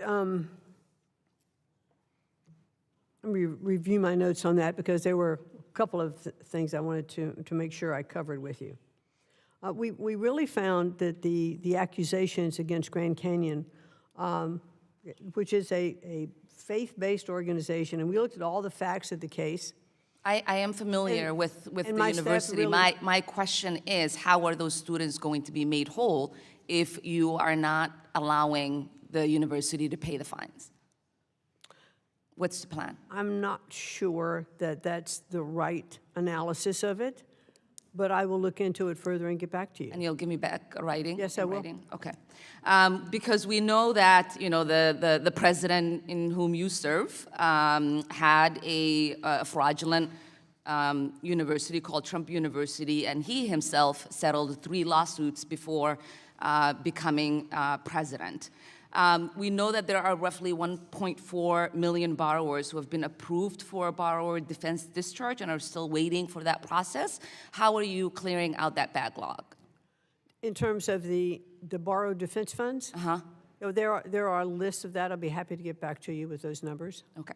And while those students wait, can you give us a commitment that you are not going to collect that debt? Yeah, I'll have to get back to you on that, as to what the situation is. And I don't understand how that's a difficult question to say yes to. They've been defrauded. They are waiting for relief. While they wait for their relief, Well, if they shouldn't have to pay back that debt. Well, if they've been defrauded and it's been adjudicated that they've been defrauded, then I will get back to you as to what the time frame is and why there's a holdup if there is. Okay. I'm not sure as I sit here right now. Wonderful. There was, I know that you've been questioned a lot on IDEA and its funding. I won't re-litigate those questions. I just have two particular questions to address, or two areas to address. We know that the IDEA, that you have gotten rid of the legal team that guides the states in implementation. How are you going to rectify that? I don't know what you mean by we've gotten rid of the legal team. We have had some reduction in force of There was a members. firing of the entire legal team. Well, we have other lawyers in place at the Department of Education, and we are The fully... entire team that was for IDEA has been fired. So how are you addressing that? Because we have other lawyers who are in place that can handle those things. And as I mentioned before, we have not missed any of our statutory requirements. Well, I do believe that firing hurts the implementation. We also know that you have gutted the Office of Civil Rights when there is already investigation backlog. How are you going to fix the discrimination claim cases that are out there? Well, there are, excuse me, there are cases that we're looking into. And again, we have not missed any of our statutory requirements in terms of OCR. We also have a task force. There is a backlog. There are a lot of There is a backlog There are a lot of because we kids in our schools that are waiting for relief. When you get rid of the people that are supposed to carry out those investigations, how are you to assure that those kids will not continue to be harmed? We are talking about so many situations in where kids are being discriminated against, and you got rid of the people that investigate those investigations so those kids can protect themselves from from discrimination. Well, we still have a very strong and capable staff in OCR. Then you wouldn't have a backlog if that was the case. There is a current backlog, and I would excuse me. love for you to stop just saying words and to actually do the work that you are charged by statute, and I yield back. I thank the gentlelady. I recognize now the gentleman from Pennsylvania, Mr. Thompson. Thank you, Mr. Chairman. Thank you, Secretary McMahon, for being here today and for your continued public service to our country. As you likely know, I've co-chaired the Bipartisan Career and Technical Education Caucus for more than a decade, and I'm proud to be the champion for CTE here on the Hill, alongside my good friend, Congresswoman Bonamici. Madam Secretary, during your confirmation hearing, I was glad to hear about your commitment to providing more alternative pathways to traditional four-year degrees, leaning on career and technical education to help achieve that goal. As the author of the Strengthening Career and Technical Education for the 21st Century Act, signed into law by President Trump in 2018, I'm thrilled to see the growth and the success of these programs. Typically, when I visit these programs today, I see waiting lists. I see schools actually investing in bricks and mortar to expand their footprint to be able to accommodate more secondary and post-secondary students. Really working to restore rungs and a ladder of opportunity for so many. Today, a record nearly 12.5 million students nationwide, a number that has continued to grow since 2018, are served in career and technical education programs. At the secondary level, students are graduating from CTE pathways at an amazing 96% rate, far higher than the national average. High school CTE concentrators are also more likely to be employed full-time and have higher earnings 8 years post-graduation than their counterparts. Great pathway to success in life. Madam Secretary, would you agree that CTE programs help incentivize workforce and skills development? Yes, I do. Yeah, the reason that we obviously know this information is and can track the CTE success and made positive reforms in 2018 was because of the data. Without good data, it's hard to make good decisions as members of Congress. Now, I've written about this issue to you before, but I'm still concerned about the department's decision to cancel the National Evaluation of Career and Technical Education under Perkins. This 5-year evaluation was mandated by law in Perkins 5. It was set to be completed this year as Congress begins our work to reauthorize Perkins. It's time to do Perkins 6 here, reauthorization time. And when you reauthorize, you want to refine, you want to improve, you want to maximize opportunities. We need data to do that. It's better to educate or to legislate based on data, not emotion. So, Madam Secretary, how does the department plan to ensure there's still a national level evaluation infrastructure in place to support evidence-based policymaking in CTE while not losing the nearly 5 years' worth of data that's already been collected? Well, we're going to continue to collect the data that we need to collect, and we want to make sure that the Perkins program is, as we look, I think as Congress, we want to provide to you the best data that is possible. So we have made some changes in some of the educational data collecting that we are doing. I'm not sure, as I sit here at this moment, if that's really pertinent to the Perkins data so much as it was the NAEP scoring and other educational policies. And I'd like to get back to you after I clarify that. Yeah, that'd be great, and I look forward to working with you, because it would cause me concern that on year 6 of collecting that data, we use a different methodology. I mean, we need consistency, right? In terms of data, consistency is important in the statistical collection of data. So, quite frankly, I look forward to working with you, because we need to go back and finish the process the way we legislated and the way we did the first 5 years. I think that'll set us up nicely for doing a great Perkins 6 reauthorization. You know, additionally, the administration's FY 2026 budget proposes reprioritizing CTE grants so that they only support middle and high school students at the district level. However, under current law, states are explicitly granted the flexibility to decide how to best split their CTE resources between secondary and post-secondary systems, as post-secondary CTE programs continue to provide valuable pathways for learners of all ages. And these are incredible programs that I take every opportunity to be able to visit those, to see the fruits of the legislative work that I did with President Trump under Trump 45. With the modernizing career and technical education for the 21st century. Can you explain why the administration is seeking to limit CTE funds to K-12, despite Perkins laws explicitly supporting student transitions beyond high school, including into apprenticeship and other post-secondary pathways? Another area that I look forward to working personally with you on. Thank you. I'd look forward to that as well. I know the president is certainly, and the budget supports the directive of the president's executive order, preparing Americans for high-paying, skilled jobs, and that's one of the things that we'd like to focus on as well. That'd be great. The action by the department was kind of contrary to that. Very familiar with that executive Gentleman's time has expired. I thank the gentleman. Thank you. Secretary. I now recognize the gentleman from North Carolina, Mr. Harris. Well, thank you, Mr. Chairman, and thank you, Madam Secretary, for being here and for your patience and endurance throughout this hearing. There's been a lot said about the closing of the Department of Education and the activities that are being ensued. But, Madam Secretary, I want to ask you, is education mentioned in our Constitution? I don't believe it is in terms of directives or agencies mentioned in the Constitution. Correct. Our 10th Amendment says that the powers not delegated to the federal government by the Constitution are reserved to who exactly? States. The states and the people. Yes. And my wife teaches 8th grade U.S. history, and I think even her 8th graders can piece together that if it's not mentioned in the Constitution, it must fall to the states and to the people.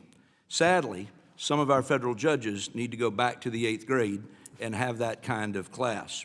Let me ask you this. Do you think a single district judge should be able to stop the constitutional actions of a president? Well, I certainly think that is a question now that is before the courts, and is being, I think it will be properly adjudicated. Well, unfortunately, that's exactly what happened. Judge Wan in Boston issued a preliminary injunction to stop several of President Trump's education-related executive orders, including the one directing you to take steps to close the department. So I want to take a moment just to set the record straight for the nation and ask you, Did President Trump's executive order in March about closing the department ever tell you to ignore the law? No, in fact, it says specifically in the executive order to do it lawfully. Exactly. It very clearly says, and let me just quote it for the record, the Secretary of Education shall, to the maximum extent appropriate and permitted by law, take all necessary steps to facilitate the closure of the Department of Education and return authority over education to the states and local communities while ensuring the effective and uninterrupted delivery of services, programs, and benefits on which Americans rely. It seems that Congress is the one out of line with the Constitution in establishing a Department of Education in the first place. And I, for one, happen to agree 100% with you and President Trump that we must send education back to our states. But that process doesn't mean ignoring the laws on the books. So what steps have you taken to follow the Constitution and carry out President Trump's lawful order to move the Department of Education toward closure?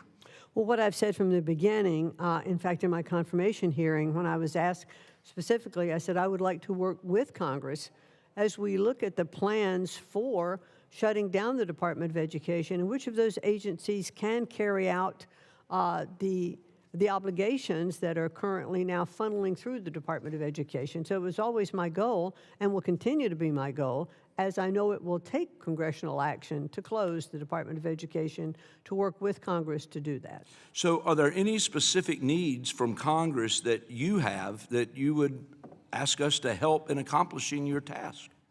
I think they will come as we want to sit down, as we lay out more the plan and the timeline, you know, for where we think different agencies could accommodate the role right now of the Department of Education. Okay. On another subject, Madam Secretary, do you agree that it is a privilege for foreign students to attend American universities and not a right? I do think it is a privilege. And do you agree that it's a privilege for universities to enroll foreign students, not a right? I think the right, the education here in our country, I mean, I think it is a privilege for those foreign students to come and attend our universities. And do you agree that the safety of American students should be a top priority, especially when considering who to let on campus? Yes, I do. Well, recently, the Department of State announced a temporary pause in interviews for student visas with plans to update the policies on screening, even social media for applicants. And this comes after we've seen just the incredible rise in the violent and anti-Semitic protest on college campuses across the nation. And I want to ask you in just a closing seconds, has your department noticed a connection between schools that fail to follow the law and report foreign donations and the prevalence of anti-Semitism on campuses? Well, one of the things that we've asked, in fact, this is exactly one of the issues that came up with Harvard. So we are looking at all universities now and investigating to make sure that under that Section 117, they are, as they are required, reporting the amounts and sources of those donations to the universities. Excellent. Well, thank you so much again for the work that you're doing. And Mr. Chairman, with that, I yield back my time. I thank the gentleman. I recognize my friend, the ranking member, representative from Virginia, Mr. Scott. Thank you, and thank you, Madam Secretary, for being with us today. I have a lot of questions, and hopefully I can get some quick answers. I try to phrase them in a way that they can get some quick answers. Do you intend to comply with the May 22nd court order?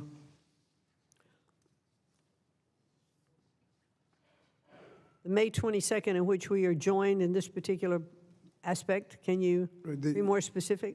The court order issued on May 22nd requiring you to, that prevented you from dismantling the department? Oh, right. Yes, we will always comply with the law. Okay, and you indicated proposals for the Department of Education going forward. Can we count on receiving those proposals as they are made? We've asked for that information. We'd certainly like to comply with Congress and provide you with those. Can we get a commitment from you that you will cooperate with the Office of Inspector General and the Department of Education as the law requires? Yes, as the law requires, we will. On the budget, under the 2026 budget, a lot of workforce development programs are combined. When the dust settles, do we understand that there will be about a 33% cut in workforce development programs?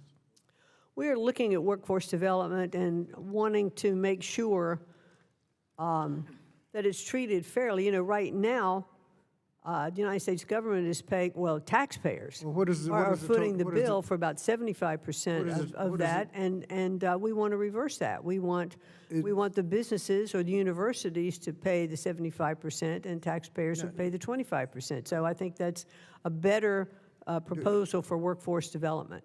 Do I understand that to be a yes? It's about a 33% cut?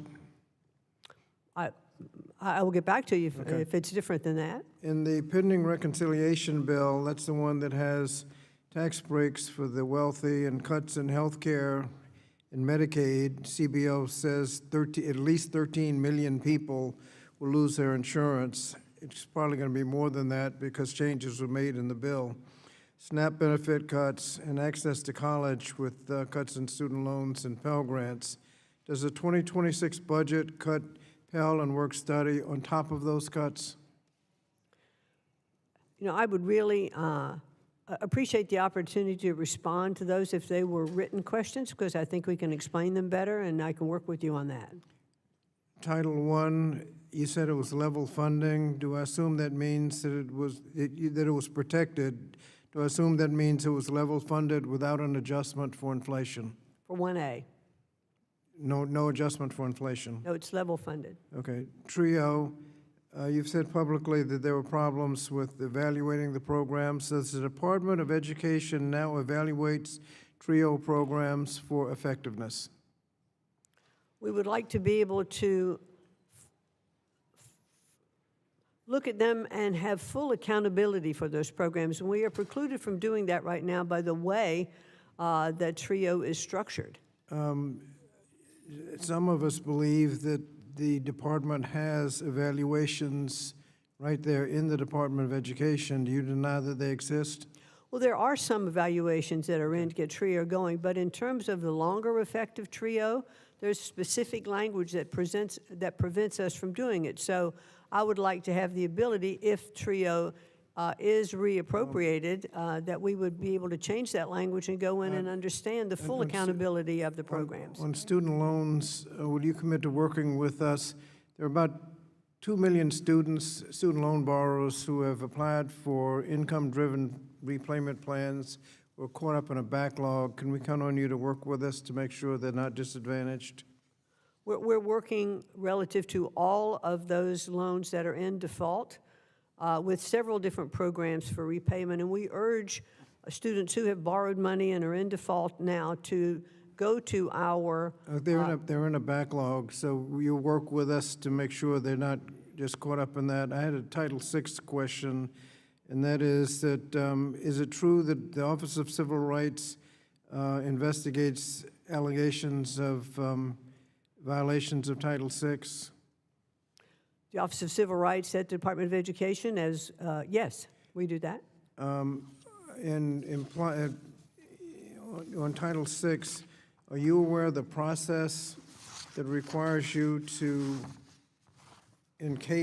according to the law, in case of any action terminating or refusing to grant or continue assistance because of failure to comply with a requirement, the head of the federal agency must file with the committees of the House and Senate having legislative jurisdiction over the program or activity involved, a full written report of the circumstances and grounds for such action.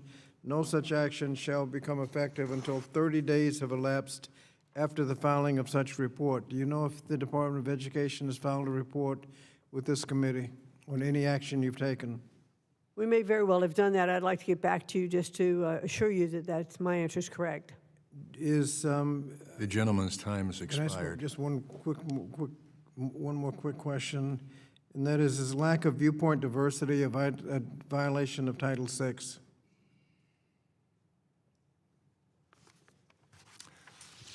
The gentleman's time has expired, and I'll ask the secretary to respond later.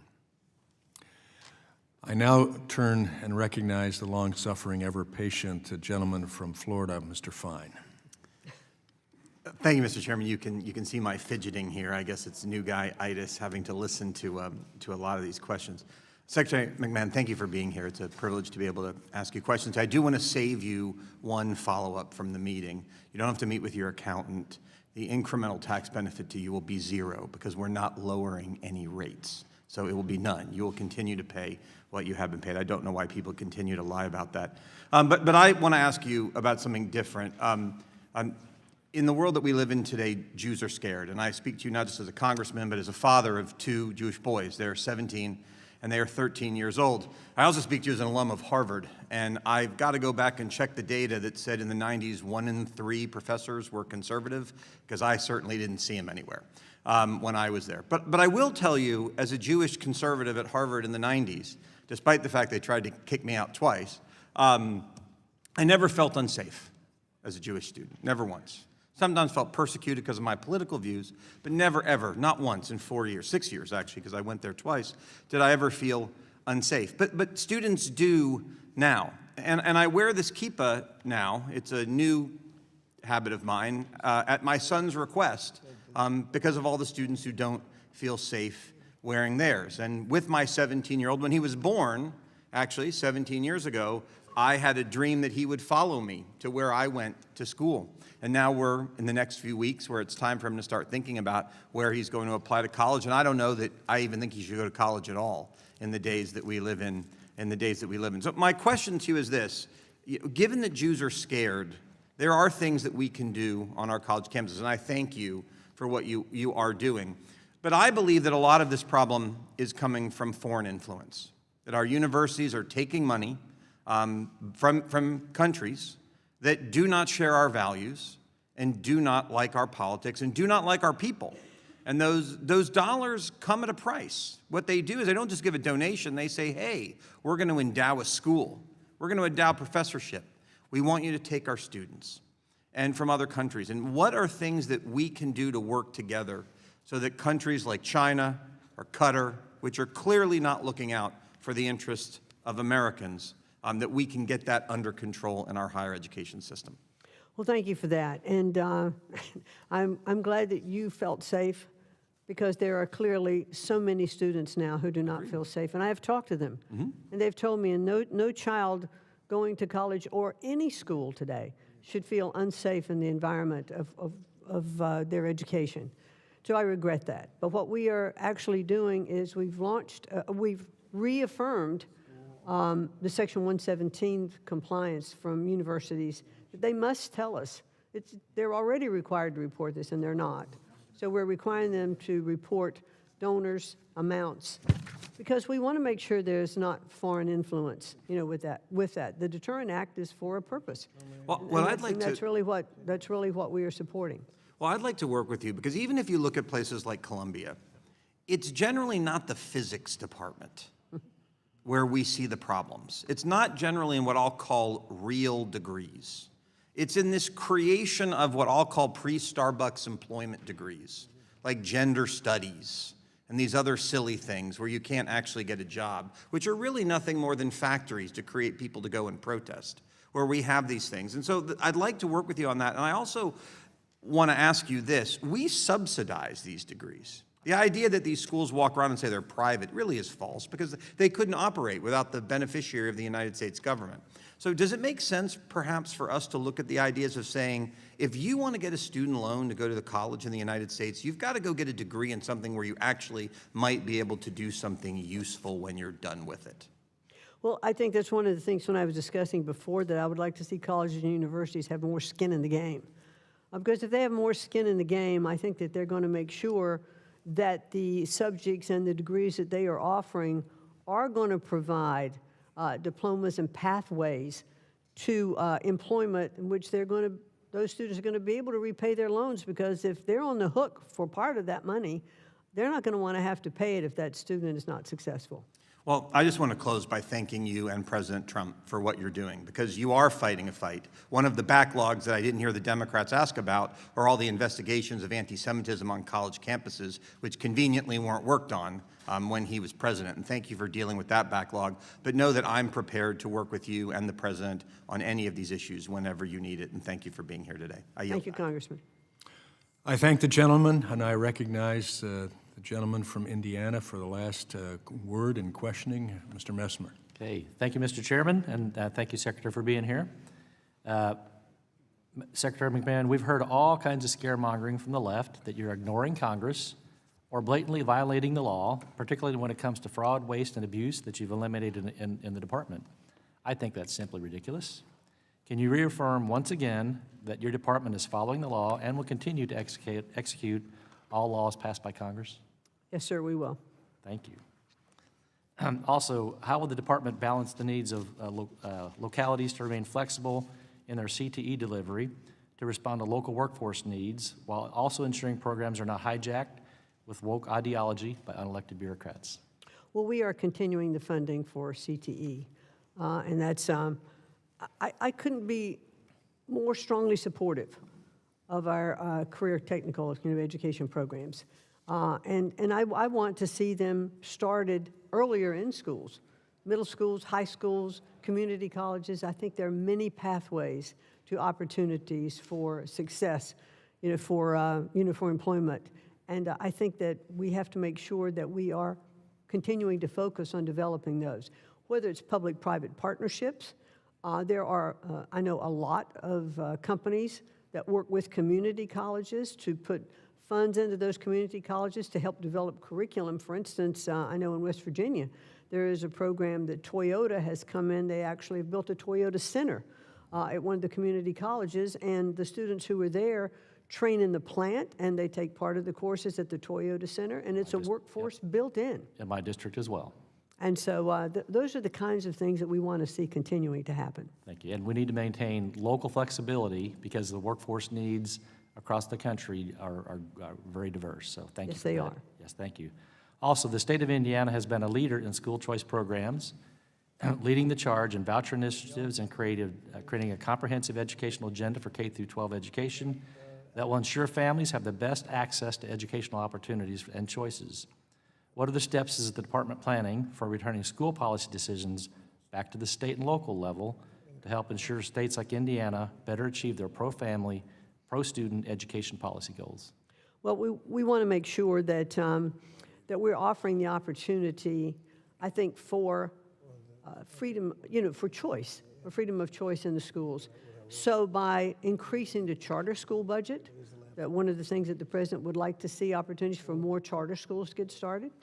And often charter schools, and I haven't talked about this today, they're often started, in low economic areas to provide education for those students that are kind of being left behind and aren't performing at levels that other students are. And so when we have this choice and competitive factors, in our states, we are seeing the levels across all schools, a rising tide, lifts all boats, and it does give opportunities when we have the choice that the president would like to see. Thank you. In Indiana, we've seen the highest utilization of charter schools in low-income minority areas and benefits those students the most, so thank you. Thank you, and I've visited, not in Indiana, but I have visited some of those charter schools in lower economic areas and seen the results, because it's often, those lower economic students are often so overlooked and said, well, there's no need to waste any money there, because that's where we need to spend money to make sure that they have equal opportunity as well. Thank you. I appreciate your support, and I yield back my time. I thank the gentleman, and I want to thank the committee for your attention to this hearing today. And I want to thank the Secretary for your diligence in being here, your patience, the time that was expended. It's been a long hearing. We appreciate you being here. There are no further questions, so now I recognize the ranking member for his closing remarks. Thank you, Mr.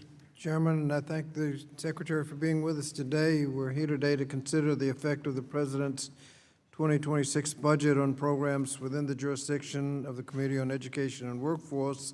And we begin that consideration while legislation passed by the House and pending in the Senate showers tax breaks on the wealthy and cuts Medicaid, SNAP, and funding for programs that give access to college while adding trillions of dollars of additional debt.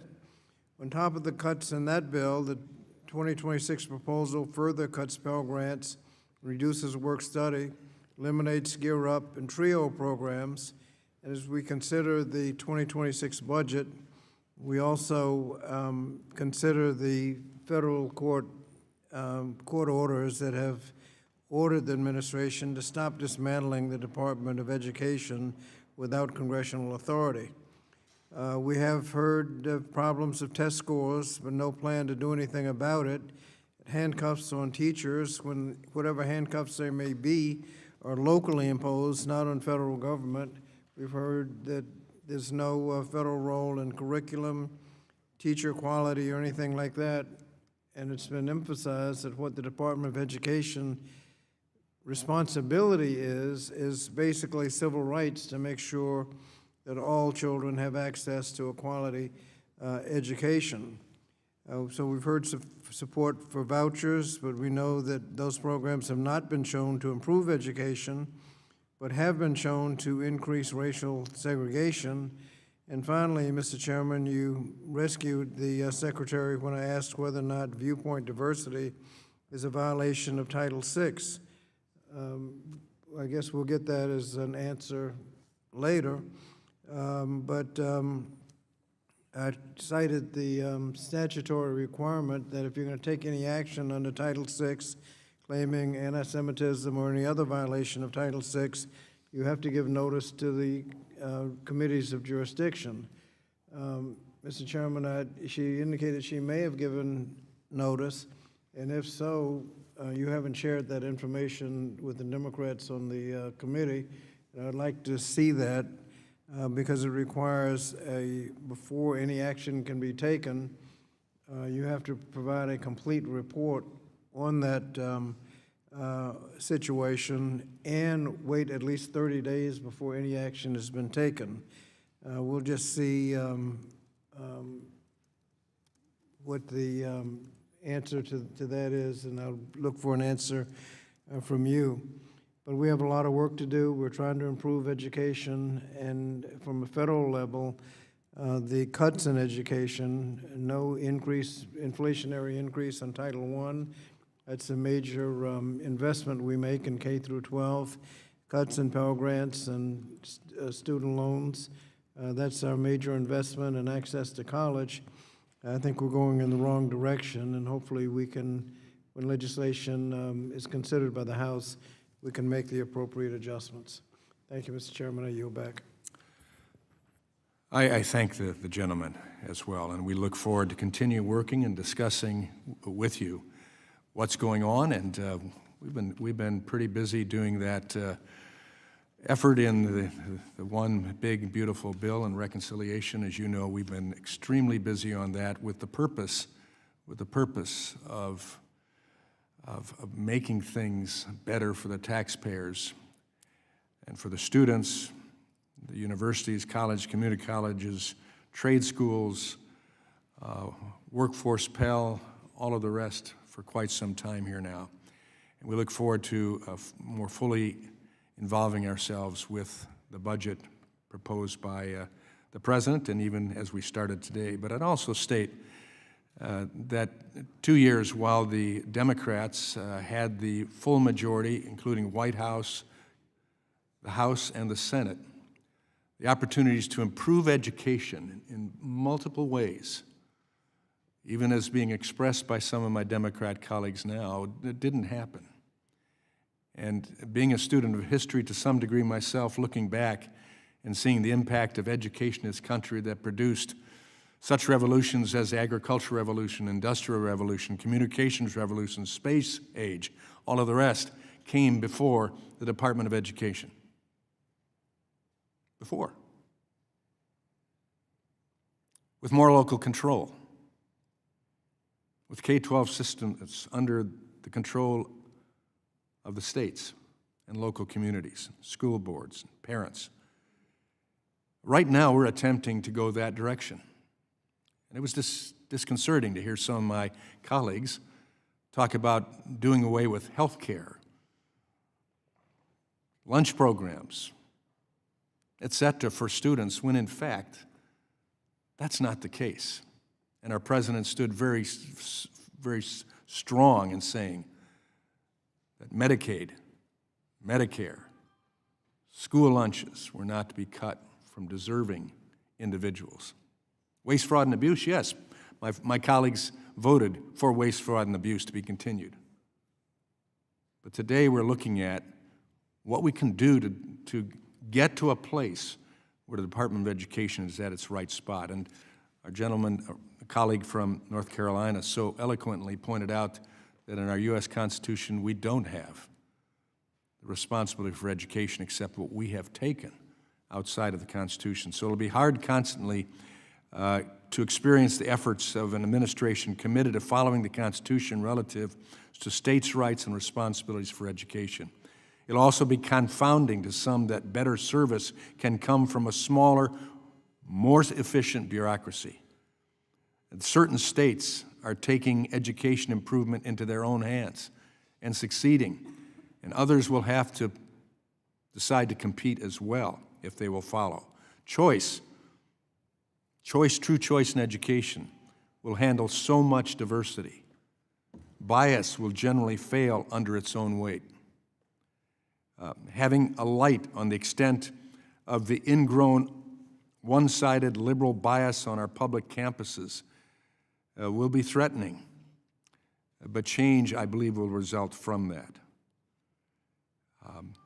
The Congressional Budget Office, in relative to the Tax Cut and Jobs Act, was off by 180 degrees.